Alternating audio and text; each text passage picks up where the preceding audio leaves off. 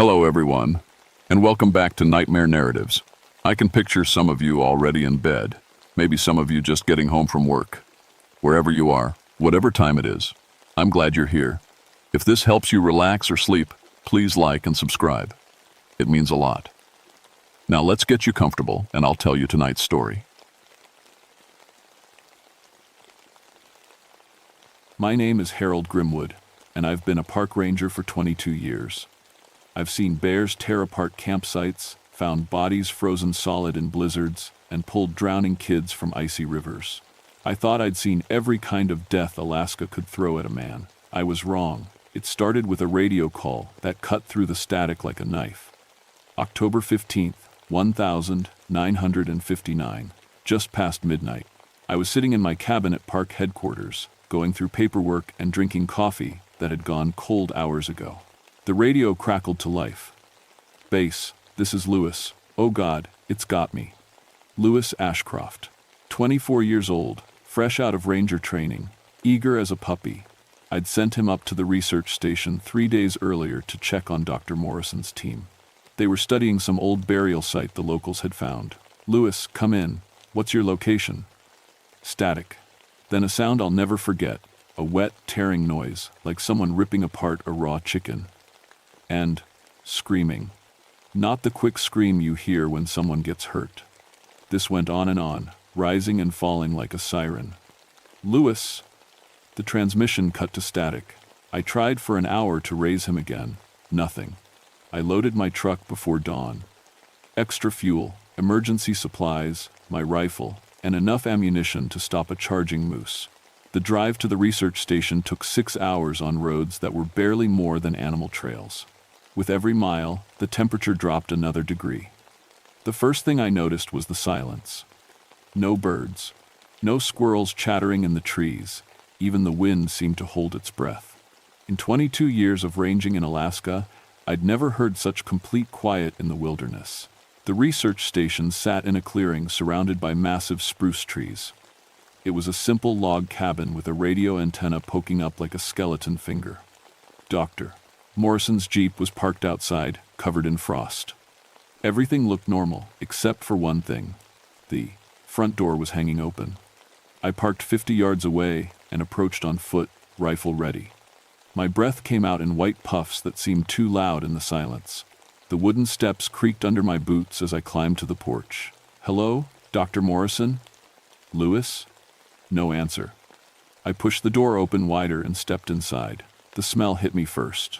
Copper and meat, and something else, something rotten. The main room looked like a slaughterhouse. Red streaks painted the walls in spiral patterns that made no sense. Furniture was overturned. Papers scattered everywhere. And in the center of the room, arranged in a neat circle, were pieces of what had once been people. I'd seen death in Korea. I'd pulled bodies from car wrecks and plane crashes. But this was different. These pieces had been arranged with care, almost like a twisted art project.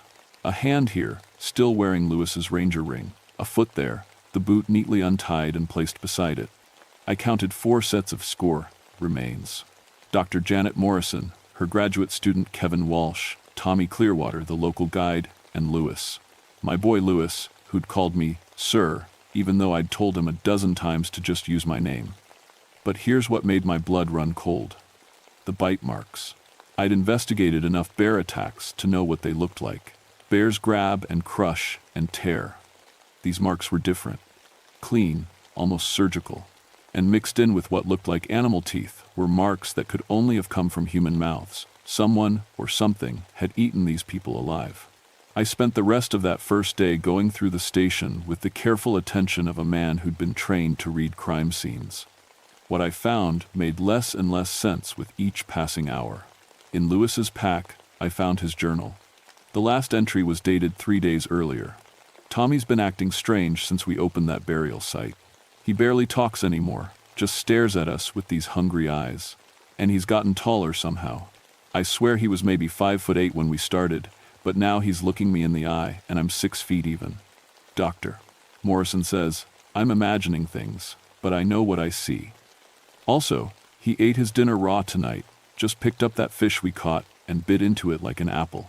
When I asked him about it, he smiled and I could see his teeth have gotten longer, sharper. Asterisk, I tried to radio base tonight, but all I get is this howling sound that almost sounds like voices. Tommy just laughs when he hears it. Asterisk. I found Dr. Morrison's research notes scattered across her desk. Most were about the burial site, apparently some kind of sacred ground where Athabascan warriors had been buried centuries ago. But the final pages told a different story. Day 3. Tommy Clearwater's behavior has become increasingly disturbing. This morning I found him outside our tent before dawn, just standing there in the snow without a jacket. When I asked if he was cold, he said he couldn't feel temperature anymore. His skin was ice cold to the touch, but he showed no signs of hypothermia. Day 4. Kevin recorded Tommy speaking what sounded like 3 different languages last night. When we played it back, Tommy claimed he couldn't remember talking at all. The languages included what sounded like Old Athabascan, French, and something else, something that made my skin crawl just hearing it. Day 5. Tommy can smell fear. I know how that sounds, but when Kevin got spooked by a noise in the woods, Tommy immediately turned to him and said, "You smell like prey." I'm writing this while Tommy is out hunting, as he calls it. If something happens to us, whoever finds this needs to know, we disturbed something we shouldn't have touched. The graduate student Kevin Walsh had been recording audio notes. I found his tape recorder smashed on the floor, but the tape was still intact. I rewound it and hit play. Kevin's young voice came through the tiny speaker. Day 5 at the site. Tommy's been gone since this morning. Dr. Morrison is getting worried, but honestly, I'm relieved. There's something wrong with him. Really wrong. A pause then. Wait, I hear something outside. Footsteps. The cabin door opening. Tommy, is that you, man? A voice answered, but it wasn't quite right. Too deep, like it was coming from somewhere far away. I'm hungry, Kevin. So very hungry. Dude, there's food in the cooler. Help yourself. Not that kind of hungry. The recording dissolved into static, but underneath the electronic noise, I could hear something else. Chewing. Wet, methodical chewing that went on for nearly 10 minutes before the tape ran out. I found Tommy Clearwater's body last, or what was left of it. He was in the back room, laid out on Dr. Morrison's cot like he was just sleeping. But his skin had turned gray as old wood, and his limbs had stretched out until he looked like a scarecrow made of human parts. His face was still recognizably Tommy, but his mouth had split wider, revealing rows of yellow teeth that belonged in the jaw of a shark. And he was still moving. Just small movements, his fingers twitching, his eyes tracking back and forth under closed lids, his chest rising and falling with breath he shouldn't need. When I leaned closer, his eyes snapped open and looked right at me. "Harold," he said in a voice like grinding stone. "You came." I stumbled backward, nearly falling over a chair. Tommy's eyes followed me, but the rest of his body remained perfectly still. "I saved them for you," he continued. "I wanted you to see what I've become, what I had to become. Tommy, what happened here?" His mouth stretched into a grin that showed far too many teeth. "We were so hungry, Harold, lost in that storm for 3 days with no food. And when Kevin got hurt, when he couldn't walk anymore."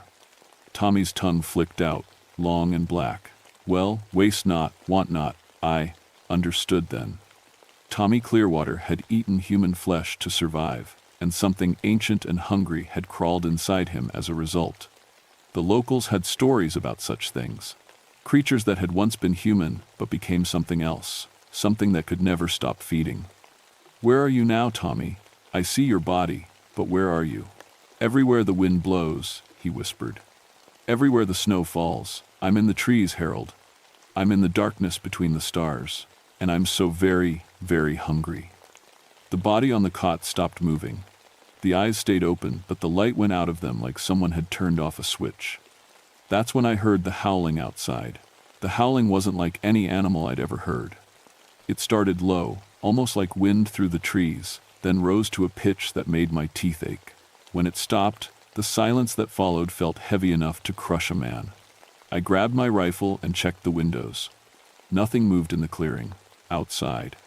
But I could see tracks in the snow. Huge tracks, like something had walked on 2 legs, but with feet too long and narrow to be human. The tracks circled the cabin, Over and over, like whatever made them, had been pacing around the building for hours. I tried the radio. Static. I tried my truck. The engine turned over once, then died. When I popped the hood, I found that something had chewed through the wires. The bite marks were the same size and shape as the ones on the bodies. I was trapped. Night fell like a curtain, and that's when the real horror started. It began with voices calling from the woods. Lewis's voice, young and scared. "Harold, Harold, help me, I'm hurt." Then Dr. Morrison, "Ranger Grimwood, please. It's got Kevin. You have to help." I knew they were dead. I'd seen the pieces. But the voices sounded so real, so desperate, that part of me wanted to run outside and help them. The rational part of my brain kept me inside with my rifle across my knees. Around midnight, something started tapping on the windows. Not random tapping, a pattern. 3 short, 3 long, 3 short, SOS in Morse code. When I got up to look, I saw a hand pressed against the glass. Lewis's hand, still wearing his ranger ring. But Lewis's hand was in pieces in the main room. The tapping moved to the next window. Then the next. All around the cabin, that desperate SOS signal, like the dead, were begging me to let them in. I lasted until 3 in the morning before my nerves cracked. I couldn't stand the tapping and the voices and the feeling that something was circling the cabin like a shark around a sinking boat. I grabbed my rifle and a flashlight and stepped onto the porch. "What do you want?" I yelled into the darkness. The woods went silent. Then, from about 50 yards away, something answered in Tommy Clearwater's voice. "I want you to run, Harold. I want you to give me a good chase." My flashlight beam found it standing between 2 massive spruce trees. It might have been Tommy once, but whatever stared back at me was something else entirely. 9 feet tall, thin as a fence post, with arms that hung down to its knees. Its skin was gray-white like old snow, and its face was Tommy's face stretched over a skull twice the normal size. When it smiled, I could see rows and rows of teeth. "I've been watching you, Harold," it said, taking a step forward. "Learning about you. You were in Korea, weren't you? Lost a lot of good men there. I can smell their deaths on you. Tasty memories." It took another step. "You sent young Lewis up here alone. Sent him to me. Does that make you responsible for what happened to him?" "Lewis knew the risks," I said, but my voice shook. "Did he?" The thing that had been Tommy tilted its head like a curious dog. "Did he know about Wendigos, Harold? Did you tell him what happens when men eat men in these woods?" Another step forward. I could see its breath, steaming in the cold air, but the steam was black instead of white. "Run," it whispered. "Run, and I'll give you a 10-minute head start. After that, I hunt." I ran.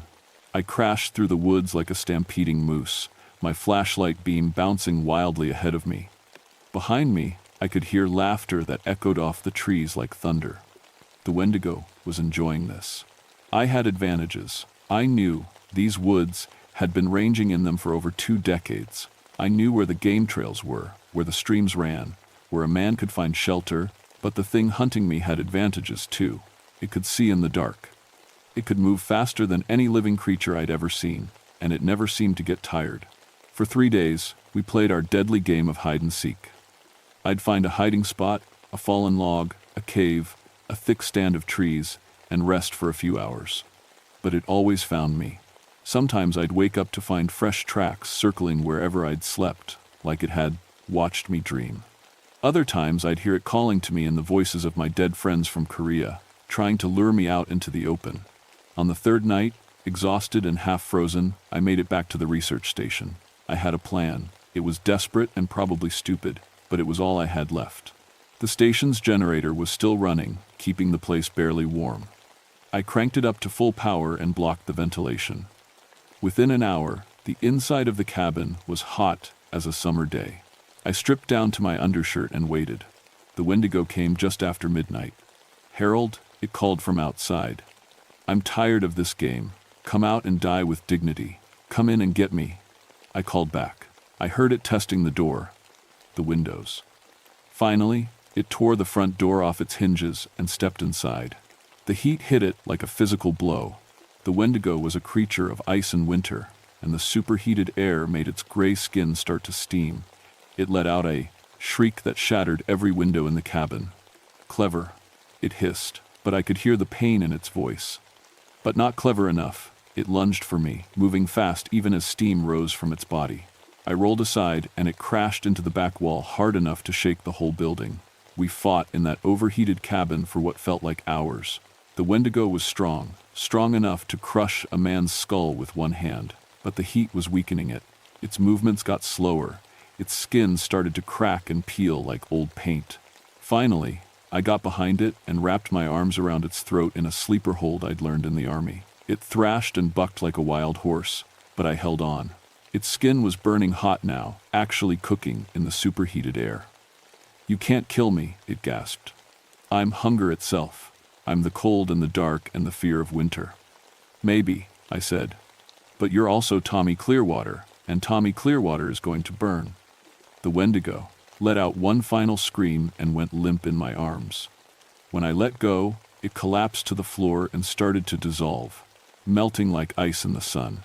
Within minutes, there was nothing left but a stain on the wooden floor and the worst smell I'd ever encountered. I stumbled outside into the cold night air and threw up until my stomach was empty. I spent the rest of that night sitting on the cabin steps, watching the building burn. I'd set it on fire to make sure nothing of the Wendigo survived, and to give the dead some kind of proper cremation. The flames lit up the clearing like a second sunrise. When the morning came, the fire had burned down to smoking ashes. I hiked 12 miles to the nearest road and flagged down a supply truck heading back to town. The official report said the research team had been killed in an avalanche. Equipment malfunction caused a fire that destroyed the evidence. Lewis Ashcroft died heroically trying to save the others. They gave me a medal for my rescue attempt under extreme conditions. I let them believe their comfortable lies. But the truth was harder to bury than paperwork could manage. Over the next few months, I started hearing things. Rangers in remote stations would report strange sounds in the night. Hunting guides would find campsites torn apart in ways that didn't match any known animal. And sometimes, in the deepest winter, when the cold bit hardest, people would disappear. I realized Tommy Clearwater hadn't been the first Wendigo in Alaska, and he wouldn't be the last. The hunger was always there, waiting for the right combination of desperation and despair to take hold of another human soul. I started keeping track, building a network of rangers and guides who'd seen things they couldn't explain but couldn't report either. We learned the signs.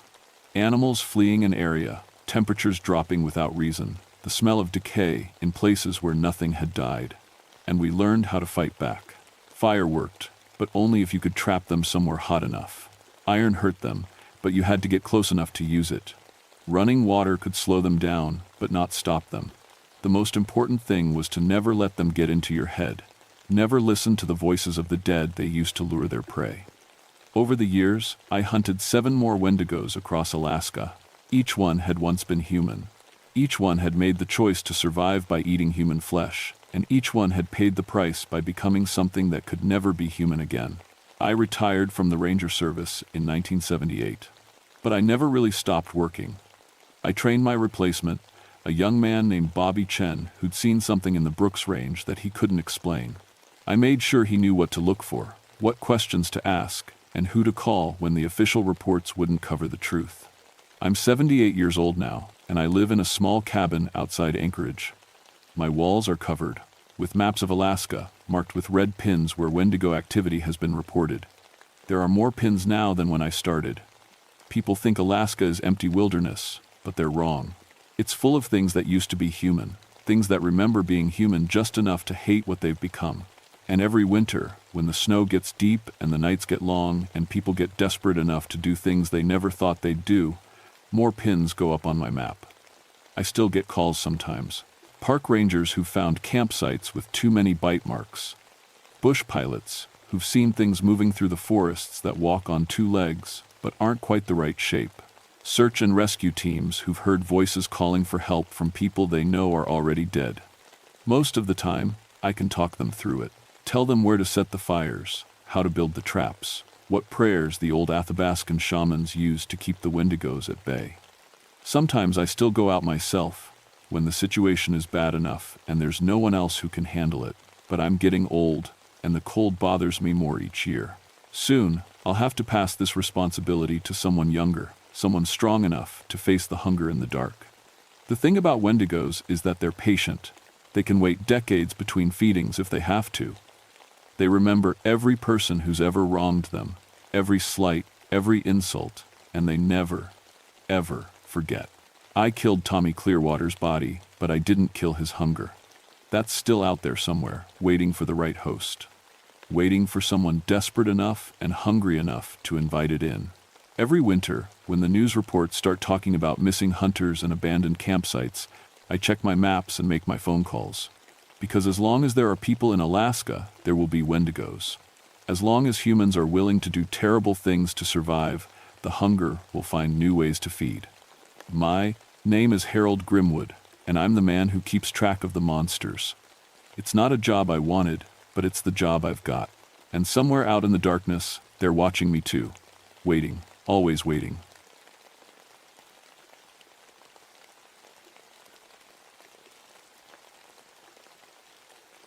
My name is Patricia Bloodworth, and I'm recording this on June 15th, 1967. I'm a child psychologist, and I work for the National Park Service now. These are my daily logs from our mission to Glacier Bay, Alaska. I don't know if anyone will ever hear these recordings, but I need to document what happened here. I should explain why I'm in Alaska. 2 years ago, I lost my daughter Sarah in a drowning accident back in Oregon. She was 8 years old, with bright red hair and freckles across her nose. After that, I couldn't stay in our old house. I couldn't keep working with children in therapy sessions.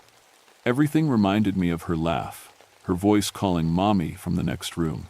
So when the Park Service offered me this assignment, I took it. They needed someone with my background to investigate what they called unusual reports from tourist boats near Glacier Bay. Families were complaining about strange sounds, children laughing and playing where no children should be. Some tourists even claimed to see small handprints on their boat windows during foggy weather. At first, I thought it was just people's imaginations. Glacier Bay is a spooky place. The ice makes strange noises when it shifts and cracks. Sound carries in weird ways across the water, but the reports kept coming in, and they were always about children. My team arrived yesterday. Jake Morrison is our Coast Guard pilot, a good man with 20 years of flying experience. Dr. Elena Rodriguez is a marine biologist who knows these waters better than anyone. And Joseph Strongwind is our cultural advisor. He's Tlingit, and his people have lived in this area for thousands of years. Joseph told us something interesting last night around the campfire. He said his grandmother used to warn children about spirits called kushtaka. They look like children, but they're really otters that can change their shape. According to the old stories, they appear to people who have lost children, trying to trick them into drowning. I laughed when he first told us, not because I was being mean, but because it sounded like the kind of story adults tell to keep kids away from dangerous water. Joseph didn't laugh, though. He just looked at me with those dark eyes and said, "Some stories exist because they're true, Miss Bloodworth."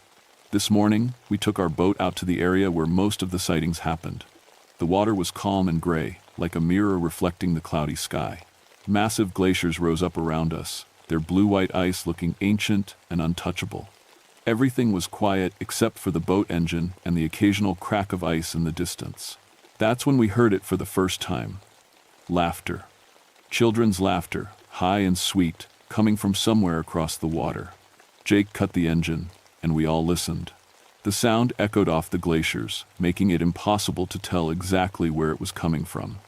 But it was definitely children, at least 3 or 4 of them, maybe more. There, Elena pointed toward a small ice floe about 100 yards away. "Do you see them?" I squinted through the morning mist. For just a moment, I thought I saw small figures on the ice, children in old-fashioned clothes, playing some kind of game.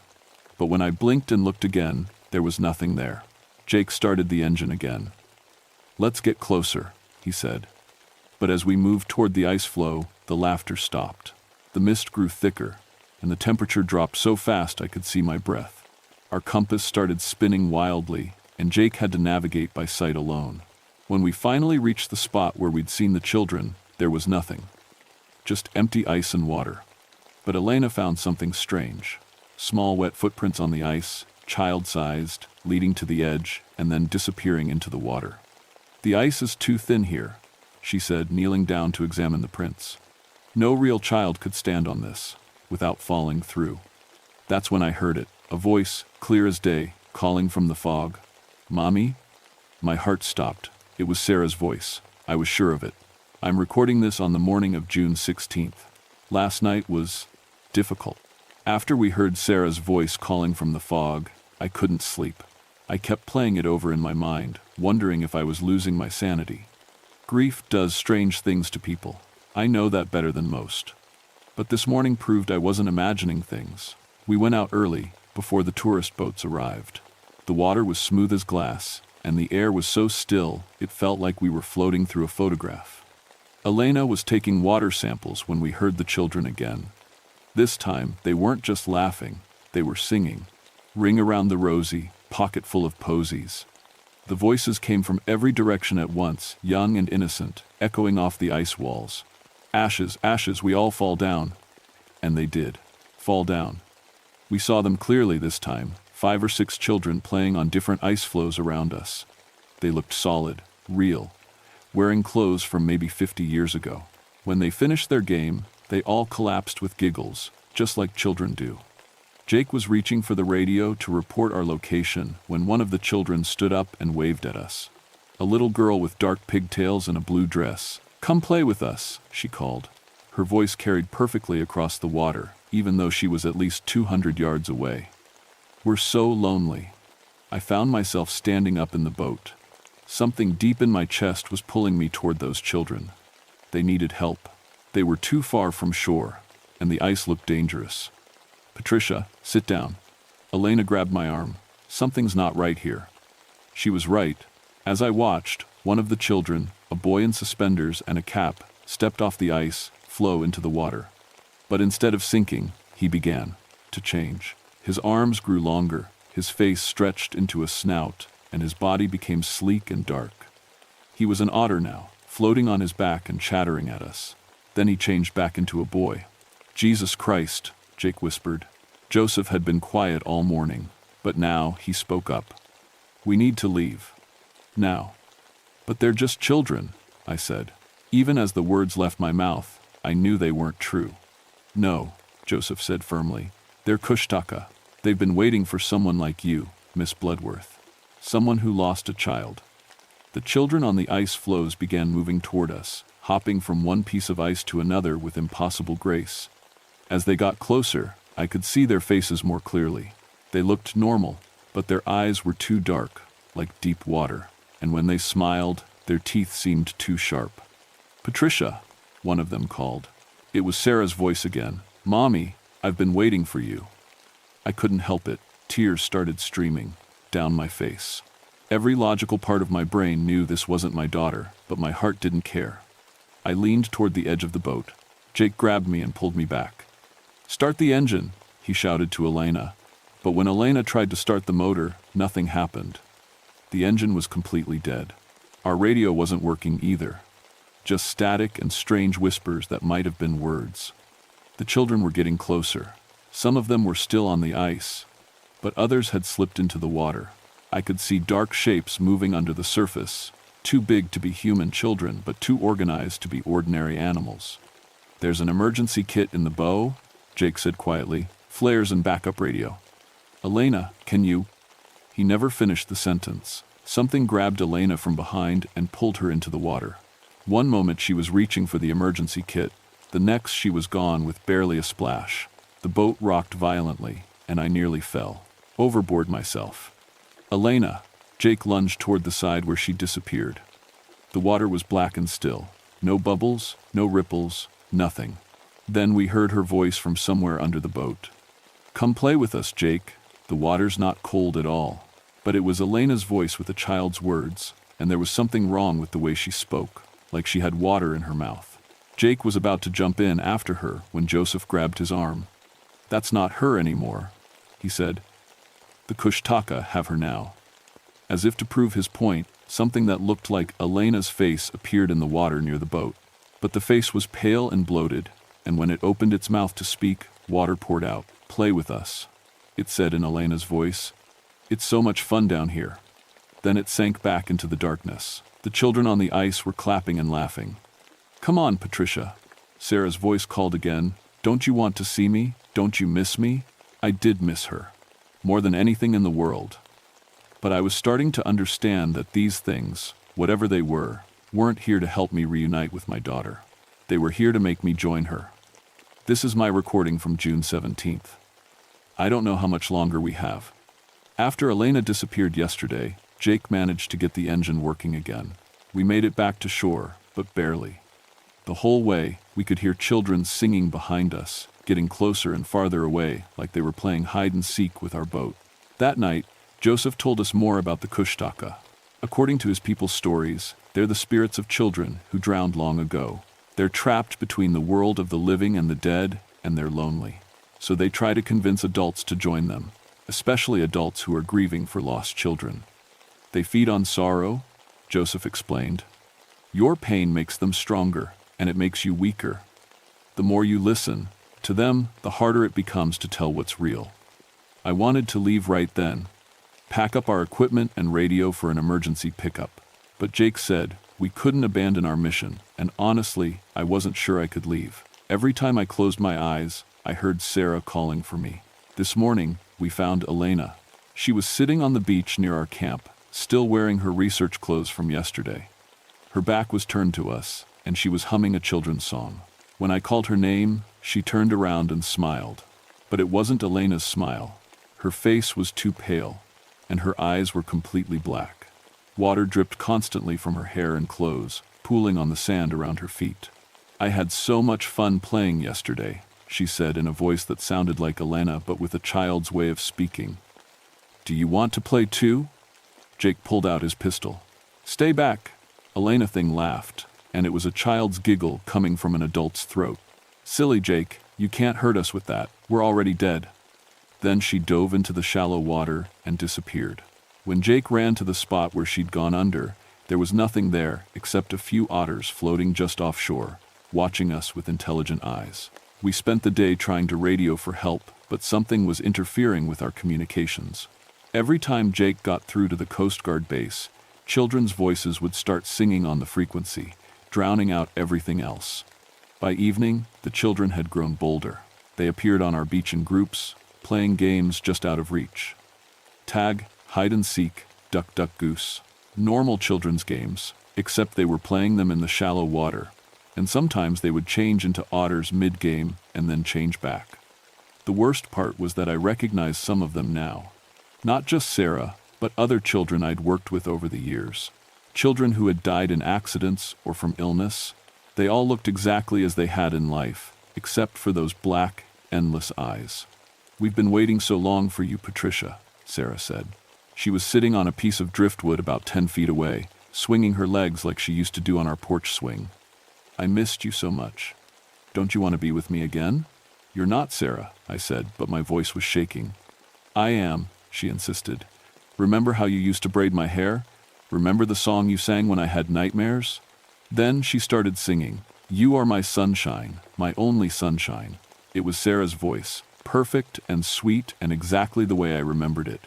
I started walking toward her before I realized what I was doing. Jake grabbed my arm. "Patricia, don't." But I pulled away from him. I needed to get closer. I needed to see if it was really her. "You make me happy when skies are gray," Sarah continued. "You'll never know, dear, how much I love you." I was almost close enough to touch her when Joseph stepped between us. "Look at her eyes," he said quietly. "Really look." I forced myself to focus on Sarah's face. The features were right, the voice was right, but her eyes, they were like looking into deep water, dark and cold and empty. "Please don't take my sunshine away," Sarah finished the song. Then she smiled, and I saw that her teeth were pointed like an otter's. "You're not my daughter," I whispered. The thing that looked like Sarah stopped smiling. "But I could be," it said in a voice that was no longer childlike. "Forever and ever. Just come into the water with me." Around us, the other children had stopped playing. They were all staring at me with those black, hungry eyes. "Come play with us, Patricia," they chanted. "Come play with us forever." That's when Jake started shooting. The bullets passed right through the children like they were made of mist. They laughed and clapped as if it was part of the game. Then one of them, a boy who looked about 10, walked up to Jake and touched his hand. Jake screamed. His gun fell to the sand, and ice crystals began spreading up his arm. Within seconds, his whole body was covered in frost. So cold, he gasped. Can't feel. The children gathered around him, chattering excitedly. Come play in the water, Jake. It's not cold there. It's warm and safe. Jake took a step toward the ocean. Then another. Joseph began chanting in Tlingit, words I didn't understand, but that seemed to make the children hesitate. Some of them flickered like candle flames in the wind. The old protections still work, Joseph told me. But not for long. They're getting stronger. Jake was knee-deep in the water now, moving like he was sleepwalking. The children swam around him in circles, sometimes as children, sometimes as otters. Jake, I ran after him, but the water felt like ice, even though it was June. The cold hit my legs and immediately began numbing them. That's when I realized this wasn't just about temperature. The water itself was wrong, full of some presence that wanted to pull me down. I could feel hands grabbing at my ankles, small hands, child-sized, but impossibly strong. I managed to grab Jake's arm and pull him back toward shore. He was conscious, but confused, talking to people who weren't there. Elena says the water's nice, he mumbled. She wants us to come swimming. Behind us, the children were singing again, Ring Around the Rosy. But they'd changed the words. Ring around Patricia, pocket full of sorrow. Ashes, ashes, we all fall down. And as they sang, I felt something inside me breaking. The part of me that wanted to resist, the part that knew this was wrong. It was getting harder to remember why I shouldn't just walk into that dark water and be with my daughter forever. Joseph's chanting was getting weaker. When I looked at him, I saw that his face was pale and strained, there, obliquely. Using my own children against me now, he said. I can see them in the water. My son, who died last winter, my daughter, who was born too early. His voice cracked. I don't know how much longer I can hold them back. The children in the water were changing, becoming more and more like the people we'd lost. Perfect copies, except for those terrible eyes. And Sarah was walking toward me again, arms outstretched. Mommy, she said, I'm so cold and lonely, please hold me. This time, I couldn't make myself back away. I'm recording this on what I think is June 18th. Time has gotten strange here. Sometimes it feels like minutes have passed, sometimes like years. Last night, Joseph told me the truth about the Kushtaka, the whole truth, not just the stories they tell children. They aren't just spirits of drowned children. They're something older, something that feeds on the connection between parents and their lost children. Every time someone like me comes to these waters, carrying grief and love and desperate hope, they grow stronger. My people have been fighting them for generations, Joseph explained. There are rituals, protections, ways to trap them, but it requires sacrifice. Jake was getting worse. He spent most of the night standing in the shallow water, talking to Elena and laughing at jokes only he could hear. When we tried to pull him back to shore, he fought us with surprising strength. She's teaching me how to breathe underwater, he said. It's not scary at all, you just have to let go. This morning, the children tried a new approach. Instead of appearing as the dead, they showed me what could be. I woke up to find Sarah sitting by my sleeping bag, looking exactly as she should have if she'd lived to be 10. Taller, with longer hair, missing a front tooth. Look how much I've grown, Mommy, she said. I learned to read chapter books, and I can swim all the way to the bottom of the lake now. Do you want to? See? It was so perfectly what I dreamed of, watching my daughter grow up, that I almost fell for it completely. But then I noticed she wasn't breathing. Her chest never rose and fell. You're not real, I said. I'm as real as you want me to be, she replied. As real as you believe. Just come into the water with me, and we can be together forever. Really together. Around us, more children appeared. All the clients I'd lost over the years, all the kids who'd died despite my best efforts to help them. They looked healthy and happy, playing in the morning sunlight. You couldn't save us then, one of them said. But you can join us now. We're not sad anymore, Patricia. We're never sad here. For a moment, I wanted it so badly I could taste it. No more grief, no more guilt, no more waking up every morning remembering that Sarah was gone. Just eternal childhood, eternal play, eternal innocence. I was walking toward the water when Joseph grabbed my arm. They're lying, he said. Look closer. I forced myself to really look at the children, past the perfect faces and innocent smiles. What I saw made my stomach turn. They were hungry, desperately, eternally hungry. And they weren't playing, they were performing, like actors in a play, hoping to convince me to join their eternal performance. The water doesn't take away the pain, Joseph continued. It preserves it forever. They're still drowning, still dying, over and over again. That's why they need new victims.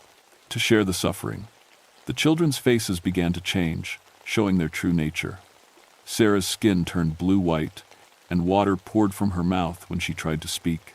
The others showed the wounds that had killed them, broken necks, crushed skulls, bodies torn by animals. "Don't look at us like that," Sarah screamed, but her voice was full of water. "We're beautiful, we're perfect, we never have to grow up." That's when I understood. They were trapped in the moment of their deaths, unable to move on, unable to find peace, and they wanted to trap others with them. Jake was already knee-deep in the water again, and this time he wouldn't let us pull him back. "I have to help Elena," he said. "She's in trouble down there." He dove under and didn't come back up. Joseph and I waited on the shore, watching the water. After a few minutes, we saw Jake's face appear near the surface. He was smiling, but his lips were blue, and his eyes were black like the others. "The water's nice," he said in Jake's voice with a child's words. "Come play with us, Patricia." Then he sank back down. "It's just us now," Joseph said, "and they're getting stronger with each person they take." He pulled out a leather pouch filled with objects I didn't recognize: carved bone, unusual stones, dried plants. "My grandmother taught me the binding ritual," he said. "It can trap them, but only if someone stays behind to hold the binding in place." "What do you mean, stays behind?" Joseph was already drawing symbols in the sand with a piece of driftwood. "The binding requires a life freely given. Someone has to go into the water willingly, not as a victim, but as a guardian. Someone has to stay with them and keep them contained." "No," I said immediately. "There has to be another way." "There is," he said quietly. "You could leave, get in that emergency raft and paddle away. They might not follow you off their hunting grounds." "Might not?" "They're stronger now. With Jake and Elena feeding them, they might be able to travel farther than before." I looked out at the water, where dozens of children were now visible, playing their eternal games. More kept appearing as the day wore on. Children from all different time periods, wearing clothes from different decades. How many people had they taken over the years? How many grieving parents had come to these waters, looking for closure, and found only death? "If I do the ritual," I asked, "what happens to them?" "They stay trapped here, in these waters. They can't take anyone else, but they also can't move on to whatever comes after death. And the guardian stays with them forever, keeping the binding strong." I was quiet for a long time.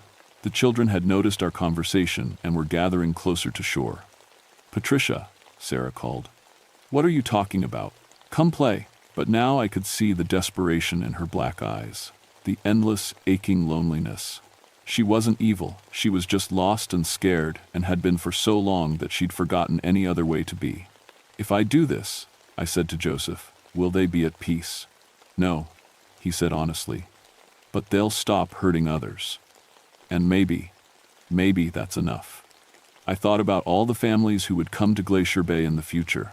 Parents bringing their children on vacation, never knowing that hungry spirits waited in the water. How many more would die if these creatures were allowed to spread? "Teach me the ritual," I said. "This is my final recording. It's June 19th, 1967, and I'm about to do something that terrifies me more than anything I've ever faced." Joseph taught me the binding words last night. They're in Tlingit, a language I don't speak, but he made me practice until I could say them perfectly. The ritual requires me to speak them while standing in the water with the Kushtaka, holding a piece of carved bone that's been in his family for generations. "The binding will trap them here," he explained. "But it needs a willing guardian to maintain it. Someone who chooses to stay, not someone who's been tricked or forced." "And what happens to me?" Joseph looked away. "You'll become part of the binding, conscious, aware, but unable to leave. You'll have to watch over them forever." This morning, I wrote a letter explaining everything and sealed it with our official documents. Maybe someday someone will find it and understand what happened here. Maybe it will help them if the Kushtaka ever break free. The children have been watching us all day. They know something is different. Sarah keeps trying to talk to me, but I won't listen anymore. Every word she speaks makes the ritual harder. Joseph offered to do it himself, but the binding doesn't work that way. It has to be someone the spirits want, someone they've been trying to claim. That's me. I'm scared. I'm more scared than I've ever been in my life. But I keep thinking about other mothers, other fathers who might come here looking for peace and find only death. I can't let that happen. The sun is setting now. Joseph says twilight is the best time for the ritual, when the barrier between worlds is thinnest. I'm walking into the water now. It's cold, so cold it burns, but I can feel the Kushtaka gathering around me. They think they've won. Sarah appears first, smiling her terrible smile. I knew you'd come to me eventually, Mommy. But when I speak the binding words, her expression changes to confusion, then fear. What are you doing? She demands, but her voice is no longer Sarah's. It's something old and hungry and desperate. The water around us begins to glow with a strange blue light. Other children appear, dozens of them, all the spirits that have been trapped here. They're trying to flee, but the binding is already forming, invisible chains holding them to this place. You can't do this, the thing wearing Sarah's face screams. We'll be trapped forever. Yes, I say, holding Joseph's carved bone tight in my hand. But you won't hurt anyone else. The final binding words leave my mouth, and I feel something snap into place.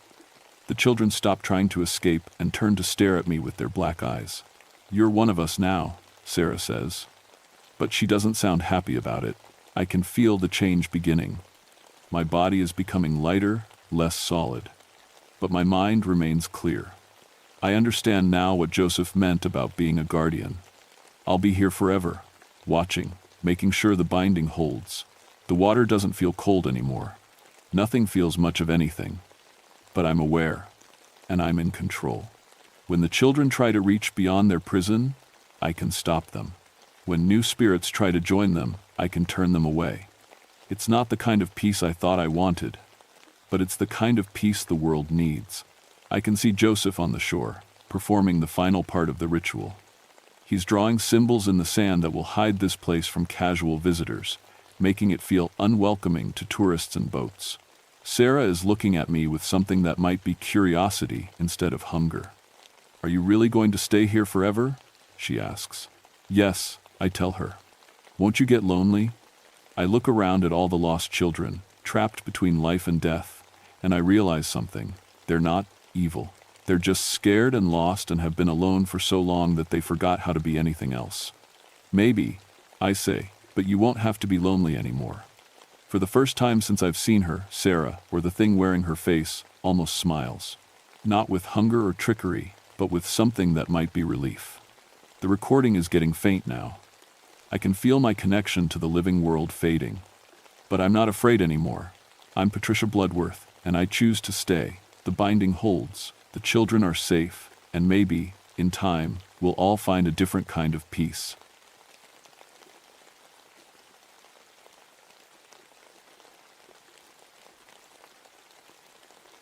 My name is Marcus Wolfbane, and I'm going to tell you about the worst 3 days of my life. Days that changed everything I thought I knew about what's really out there in the wilderness. I've been a park ranger at Denali for 6 years now. Before that, I spent 4 years in Vietnam with the Green Berets, learning how to blow things up and how to stay alive when everything wants to kill you. Thought I'd seen the worst things people could do to each other.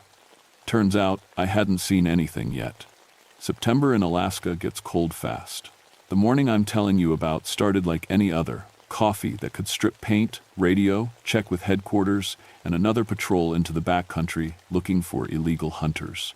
These rich guys come up from the lower 48 thinking they can shoot whatever they want if they throw enough money around. My job is to prove them wrong. I live alone in a cabin about 20 miles from the main ranger station. Some people think that's weird. But after what I saw in the war, I need the quiet. The forest doesn't lie to you. It doesn't pretend to be something it's not. A wolf is a wolf, a bear is a bear. Simple. That morning, something felt off right from the start. I've been in these woods long enough to know when things aren't right. The birds weren't singing. no squirrels chattering in the trees. Even the insects seemed quieter than usual. When you've been trained to notice things that might kill you, you pay attention to details like that. I was checking an area about 15 miles north of my cabin where we'd been getting reports of gunshots after hunting season ended. Takes about 3 hours to hike there, through some of the thickest forest in the park. I know every trail, every stream, every place someone might try to hide a camp. What I found was worse than any illegal hunting camp I'd ever seen. 5 men, all dead. But not just dead, arranged. Someone had dragged them into a circle around their campfire. The biggest guy, probably the leader, was propped up in a camp chair like he was still running the show. His dead eyes stared at nothing, while dried blood covered his throat. I'd seen death before, lots of it, but this was different. This was someone making a point. The bite marks were what really got my attention. Deep puncture wounds in their necks and arms. Too big for any wolf I'd ever tracked. Too deep for any bear I knew about. These looked like something from a nature documentary about prehistoric predators. I called it in on my radio. "Base, this is Ranger Wolfbane. I've got 5 dead hunters at coordinates." I rattled off the numbers while I walked around the scene, trying to make sense of what I was seeing. "Copy that, Marcus. Probably a bear attack. Secure the scene and wait for the investigation team." "When will they get here?" "Probably tomorrow. Budget cuts, you know how it is. Tomorrow." Great. That meant spending the night in the woods with whatever had done this still running around. But I'd been alone in worse places with worse things hunting me.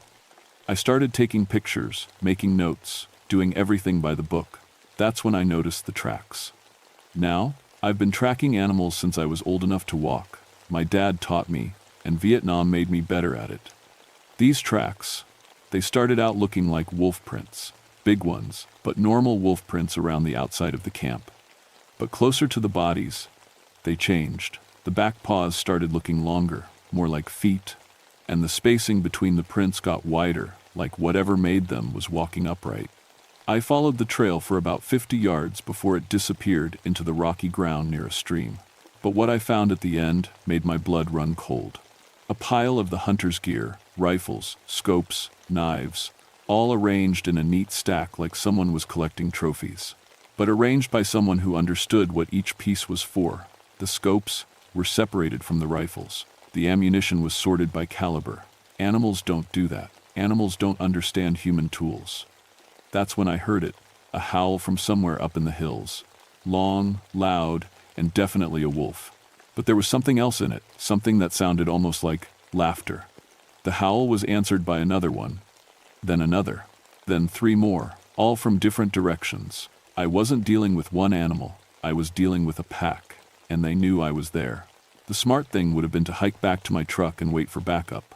But I'd recognized one of the dead hunters, Frank Delacroix, a guide who'd been poaching in my territory for years. Local law enforcement knew about him, but could never catch him with enough evidence to make anything stick. Seeing him dead should have bothered me more than it did. I decided to follow the trail a little further, just to get a better idea of what we were dealing with. I had my rifle, my radio, and enough experience in hostile territory to keep myself alive for a few hours. The tracks led uphill, through dense pine forest where the canopy blocked out most of the afternoon sun. Every few hundred yards, I'd find another sign, a tree with claw marks 8 feet off the ground, a boulder with deep scratches that looked almost like someone had been sharpening knives on it, and then I found the camera. One of the hunters had set up a trail camera about a quarter mile from their camp, the kind that takes pictures when something moves in front of it. The camera was still there, still working, but it had been moved. Instead of pointing at a game trail, it was aimed back toward the camp, like whatever moved it wanted to record what happened. My hands shook a little as I pulled out the memory card and put it in my camera to look at the pictures. The first dozen were normal. Deer, a few ravens. Nothing interesting. Then the timestamps jumped to yesterday, evening, right around sunset. The first strange picture showed the hunters sitting around their fire, eating dinner, talking and laughing. Nothing unusual. But in the background, just at the edge of the camera's range, you could see eyes reflecting the flash. Too high off the ground to be a normal wolf. Too bright to be anything I'd ever seen before. The next picture was taken 20 minutes later. The hunters were getting ready for bed, banking their fire, hanging their food. But now there were more eyes in the darkness. A lot more. Arranged in a rough circle around the entire camp, the third picture made me sit down hard on a fallen log. It showed something standing at the edge of the firelight. Something that looked like a wolf that had learned to walk like a man. 7 feet tall, easy, covered in dark fur, but standing upright on its hind legs. Its front paws looked almost like hands with claws. And its eyes looked smart. Not animal smart, human smart. The final pictures showed the attack. I forced myself to look through all of them, even though my stomach wanted to empty itself all over the forest floor. The creatures moved like soldiers. Coordinated, planned. While some attacked from the front, others flanked around the sides. When the hunters grabbed for their rifles, the things anticipated where they'd go and cut them off. It was over in less than 10 minutes. Professional, military. And when it was done, the biggest creature, the one that had been standing in the firelight, looked directly at the camera, like it knew it was being recorded, like it wanted to be recorded. Then it did something that made my blood freeze in my veins. It smiled. I was still staring at that picture when I heard a stick break behind me. Close, maybe 20 feet. I spun around, rifle ready, and saw it. The same creature from the photograph, standing between 2 pine trees like it had been watching me the whole time. 7 feet of nightmare that shouldn't exist, but was definitely real. We stared at each other for what felt like hours, but was probably only a few seconds. It tilted its head like a dog, trying to understand something. Then it opened its mouth and spoke. Not words exactly, but sounds that had meaning. Low growls and whines that somehow made sense in my head, like tuning into a radio station. Asterisk, you are not prey. Asterisk, that's what it was saying. Somehow, I understood that. Asterisk, you are something else. Asterisk, the creature took 1 step closer. Not threatening, exactly. More like curious. I kept my rifle pointed at its chest, but I didn't shoot. Something told me that would be a very bad idea. This thing had taken down 5 armed men without breaking a sweat. What could one more rifle do? Asterisk, you smell like war. Like the pack that fights together. Asterisk. The creature's voice in my head was getting clearer. Like tuning that radio station in better. Asterisk. Why do you hunt alone? Asterisk. Before I could even think of how to answer that, it was gone. Not running away, just gone, like it had never been there at all. The only proof it had been real was the indentations its feet had left in the soft ground. Deep prints. Definitely not human. Definitely not any kind of wolf I'd ever heard of. I looked around the forest, knowing I was being watched but not seeing anything. The smart part of my brain was screaming at me to get out of there, to run back to my truck and drive until I hit civilization. But the soldier part of my brain was thinking something else entirely. I was being hunted by something that thought like a soldier. Something that used tactics and strategy. In Vietnam, when you ran into an enemy that could outfight you, there was only one thing to do. You had to outthink them. The howling started again as the sun began to set, closer this time. All around me, I counted at least 5 different voices, maybe more. They were coordinating, talking to each other in their own language. And they were moving closer. I had maybe an hour of daylight left, and I was still 3 miles from my truck. The smart move would have been to find a defensible position and wait for dawn. But these things had taken out 5 men who thought they were safe in their camp. I needed to think like I was back in enemy territory, because that's exactly where I was. The old training kicked in as I moved through the forest. Watch for ambush points. Listen for sounds that don't belong. Use the terrain to your advantage. Never move in a straight line. But the things hunting me had advantages I'd never faced in Vietnam. They could see in the dark, they could smell me from miles away, and they knew this forest better than I did. I was halfway back to the trail when they made their first real move. Something big crashed through the undergrowth to my left, not trying to be quiet, trying to drive me somewhere. Basic wolf pack tactics, but these weren't basic. Wolves. When I turned toward the sound, ready to shoot, another crash came from my right. They were hurting me, pushing me exactly where they wanted me to go. I broke into a run, crashing through the forest as quietly as I could manage. Behind me, I could hear them keeping pace, not trying to catch me yet, just keeping me moving in the right direction. That's when I realized they weren't just hunting me, They were testing me. A fallen tree blocked the trail ahead. Perfect place for an ambush. I slowed down, looking for another way around, when something dropped out of the trees above. Not onto me, just close enough to show me it could have landed on me if it wanted to. The creature that hit the ground looked younger than the one I'd seen before. Smaller but still bigger than any wolf had a right to be. It crouched there for a second, watching me, then melted back into the shadows. Asterisk. Fast enough. Asterisk. That voice said in my head. Not the same voice as before. This one was lighter, more playful. Asterisk. But not fast enough to run. Asterisk. More crashes in the brush around me. I spun in a circle, rifle pointed at nothing, trying to track movement I could hear but not see. My heart was hammering so hard I was sure they could hear it. Then I made a mistake that almost got me killed. I stepped backward, and my foot hit something soft. Something that groaned.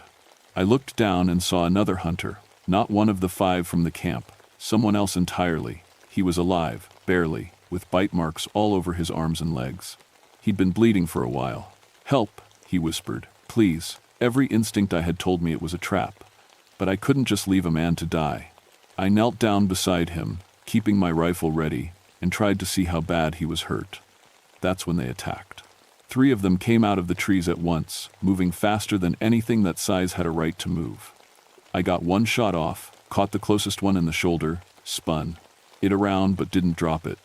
Then they were on me, claws raked across my backpack, shredding it open.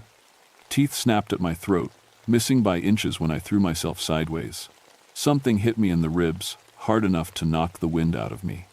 But here's the thing about fighting for your life. Your body remembers how to do it, even when your brain is too scared to think. I rolled away from the claws, came up swinging my rifle like a club, and connected with something's head hard enough to hear bone crack. One of them yelped and backed off. The others circled me, growling, but didn't press the attack. Asterisk. "Good," asterisk said the first voice, the older one. The leader. Asterisk, "You fight like pack. Like wolf." Asterisk, asterisk, "But can you think like pack?" Asterisk. That's when I understood. This wasn't about killing me, this was some kind of test. They wanted to see what I was made of. The wounded hunter at my feet wasn't bait in a trap, he was the test. I looked down at him again, still alive, but not for much longer. I could try to carry him out, but that would slow me down enough that these things could pick us off whenever they wanted. Or I could leave him and save myself. "What do you want?" I said out loud, talking to the darkness around me. Asterisk. "We want to know if you are worthy to hunt in our territory." Asterisk. Asterisk. "Or if you are just another soft human who thinks he owns the wild places." Asterisk. I thought about Frank Delacroix and his illegal hunting. About rich men coming up here, thinking they could take whatever they wanted.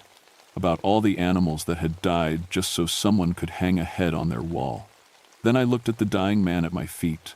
Some guide, probably. Someone making money off the same kind of destruction.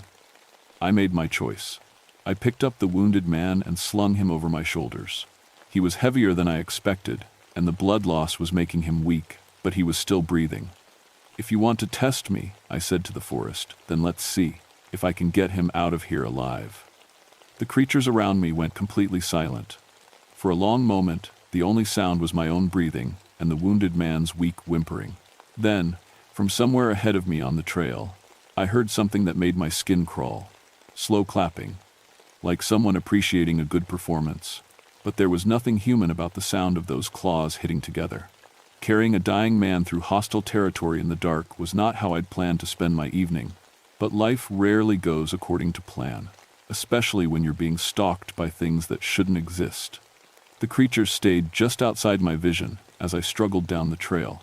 I could hear them moving parallel to the path, keeping pace, sometimes getting close enough that I caught glimpses of fur and eyes in the darkness. But they didn't attack. Whatever test this was, I was apparently passing it so far. The wounded man, his name was Carl, according to the hunting license in his jacket, drifted in and out of consciousness. When he was awake, he whispered fragments of what had happened to him. Been hunting us for days. Not normal wolves. They talked to each other. Set traps like people. The more he talked, the more my blood ran cold. These things weren't just smart animals. They were something else entirely. I was maybe a mile from my truck when they finally showed themselves. The Alpha stepped out onto the trail ahead of me. Up close, in the beam of my flashlight, it was even more terrifying than the photographs had shown. 7.5 feet tall, covered in thick black fur, but built like a man who lifted weights for a living. Its face was a nightmare mix of wolf and human features, elongated snout full of teeth, but with eyes that held intelligence and purpose. It was wearing something around its neck, a necklace made of dog tags and ranger badges. My blood went cold when I saw my own name on one of the badges. The one I'd lost 2 years ago during a search and rescue operation. "You know who I am," the voice in my head said. And suddenly, I did. "Daniel Morrison," I whispered. "You disappeared 3 years ago." Ranger Daniel Morrison had been my predecessor. Experienced, tough, someone who knew these woods better than anyone. He'd gone out on a routine patrol and never come back. We'd searched for weeks but never found any trace of him. "I found something in these woods, the creature that had been," Daniel said. Asterisk. Something old, something that had been waiting. It made me an offer. Power, strength, the ability to protect the wilderness from those who would destroy it. All I had to do was become part of the pack. And you said yes? Asterisk. Look around you, Marcus. Look at what humans do to this place. They come here to kill things for sport. They poison the streams, cut down the forests, drive out the animals. Asterisk, asterisk, we stopped them. Asterisk, I thought about the dead, hunters in the camp, about Frank Delacroix and all the animals he'd killed over the years. By murdering people? By protecting what cannot protect itself. The other pack members emerged from the trees around us. 5 of them total, all different sizes, but all with that same terrible mix of human intelligence and animal savagery. I could see enough human features in their faces to realize the truth. They had all been people once. Rangers, hunters, maybe researchers who had come into these woods and accepted the same offer Daniel had taken. "The choice is simple," Daniel continued. "Join us willingly, and keep your mind, your memories, your sense of purpose. Or," he gestured toward Carl, who was barely breathing on my shoulders, "become prey." I set Carl down gently beside the trail and straightened up to face the pack. My rifle was still in my hands, but I knew it wouldn't do much good against 6 supernatural predators. "What if I choose option 3? I said. "There is no option 3. "Sure there is." I pulled the pin on the grenade I'd been carrying since Vietnam and never had the nerve to throw away. 4 seconds to detonation. More than enough time. You would kill yourself rather than live with power?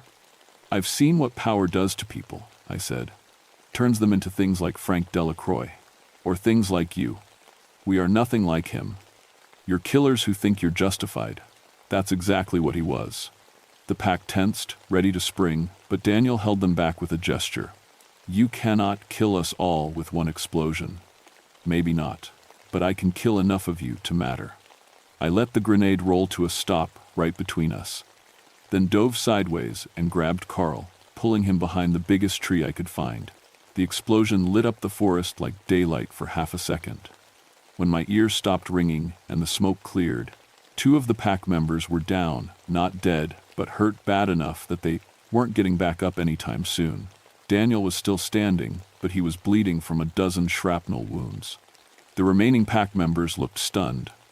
"Impressive," asterisk, Daniel said. Asterisk, but pointless. That's when Carl grabbed my ankle. "Behind you," he whispered. I turned around and saw it, a shadow that didn't match anything around it. Something that had been watching this whole confrontation from the darkness. The real Alpha. The thing that had made Daniel and the others into what they were. It was bigger than any of them. Older. And when it spoke, its voice didn't just echo in my head.